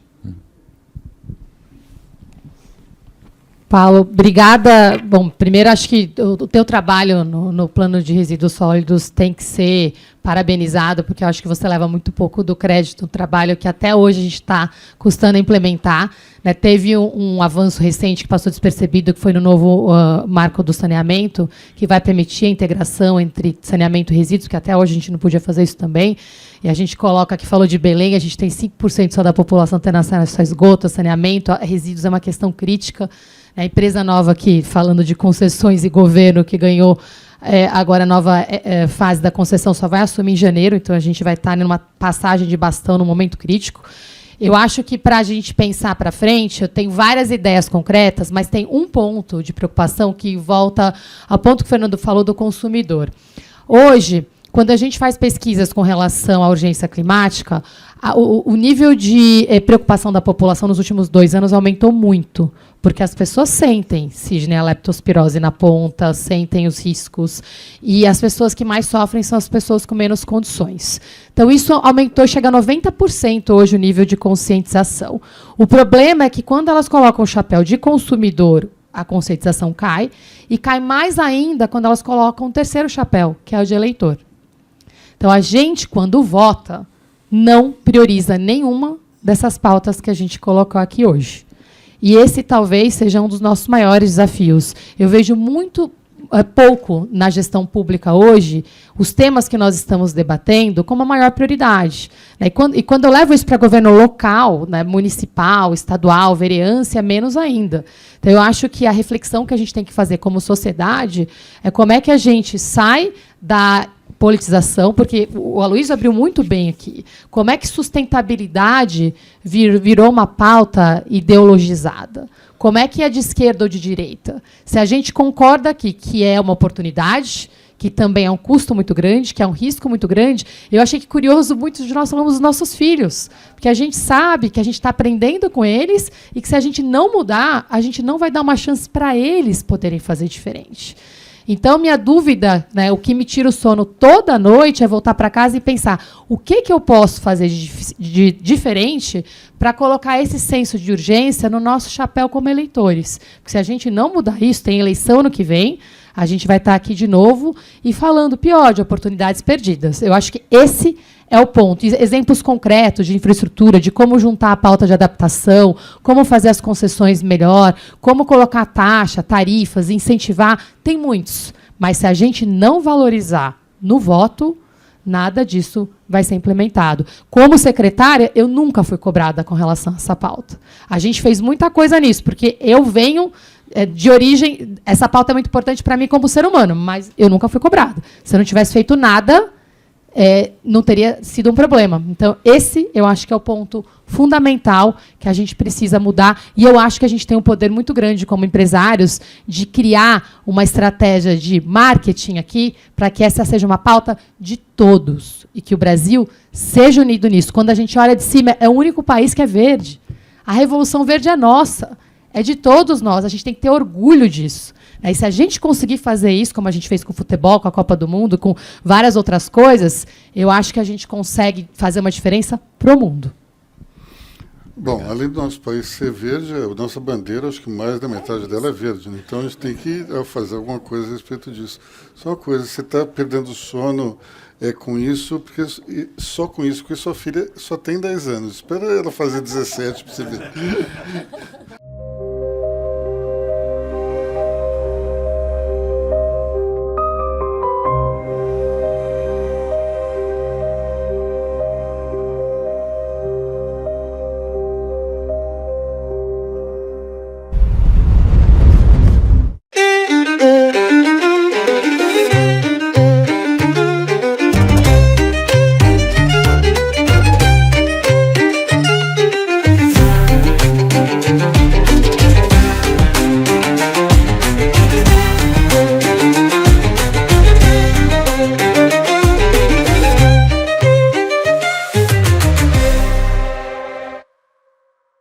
Vamos então abrir o momento aqui de homenagear algumas empresas que se destacaram.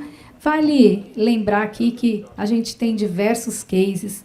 Nossa redação trabalhou aí nos últimos tempos apurando alguns cases de impacto e, obviamente, a gente tem que selecionar alguns e aí isso a gente vai fazer recorrentemente para que a gente possa trazer protagonismo e estar apresentando as empresas que estão fazendo a diferença. Então, essas empresas que hoje estão sendo destacadas é o início de um ciclo, né?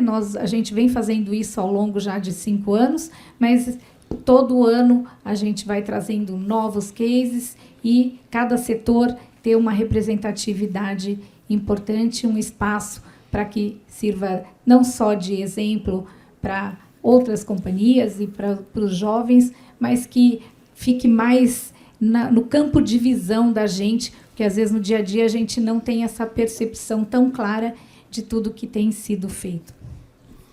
Bom, vamos então começar as homenagens? Vamos lá, então. Eu convido a Priscila Câmara, que é vice-presidente sênior da BASF para a América do Sul, para a primeira homenagem. Priscila, por favor. Cadê a... Vou convidar a Sandra Favareto, vice-presidente executiva da Ambipar, e a homenageada aqui é a empresa Ambipar, e a Priscila vai nos ajudar aqui a homenagear a Ambipar. O Tércio está fora do Brasil, infelizmente não pode estar aqui conosco hoje. Bom, como todos sabem, a Ambipar é uma empresa líder em soluções ambientais e gestão de emergências.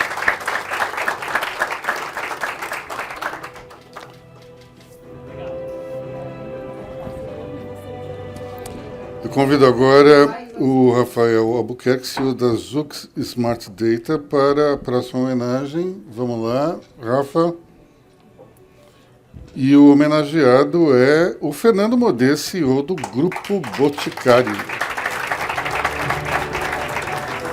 Boticário, que todos sabem, é um dos maiores nomes da beleza no Brasil e reúne marcas como Boticário, Eudora, Quem Disse, Berenice e Vult. Muito bem, agora eu convido o Luciano Luft, CEO da Luft Logísticas, para nos ajudar na próxima homenagem. Lu. E o homenageado é Sidney Klagner, presidente do Einstein Hospital Israelita. Reconhecido como um dos principais centros de saúde da América Latina, o Einstein Hospital Israelita daria excelência em assistência médica, pesquisa e educação. Muito bem. Mudou o nome do hospital, acho que vocês precisam gravar a marca nova, né? Isso. Hoje, em primeira mão aqui, a gente já está trabalhando com a nova marca e aqui todos presentes podem ajudar, né, Sidney, nessa nova comunicação. Agora ninguém mais vai agradecer ao Hospital Alberto Einstein, né? Depois disso, vamos lá. Então, eu convido agora o Edson Igor, CEO da Earth Partners, para a próxima homenagem. Por favor, Edson. E o homenageado é justamente Luciano Luft, CEO da Luft Logistics. Com quase 50 anos de história, a Luft Logística é uma das maiores operadoras do Brasil, atendendo setores como agronegócio, saúde e varejo.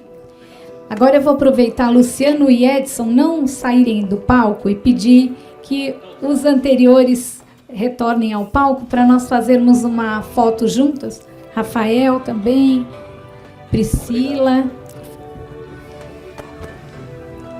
Obrigado. Vou convidar Carlos, o André, nossos apoiadores, patrocinadores de hoje também. O palco hoje comporta todo mundo. Patrícia, não estou vendo a Patrícia aqui. Está ali. Tem alguém faltando aqui? Priscila. Acho que estamos todos. Priscila está aí. Tá aí. Se eu não chamei alguém, como temos muitas pessoas hoje, me dá uma ajudinha aqui. Daniela. Daniela.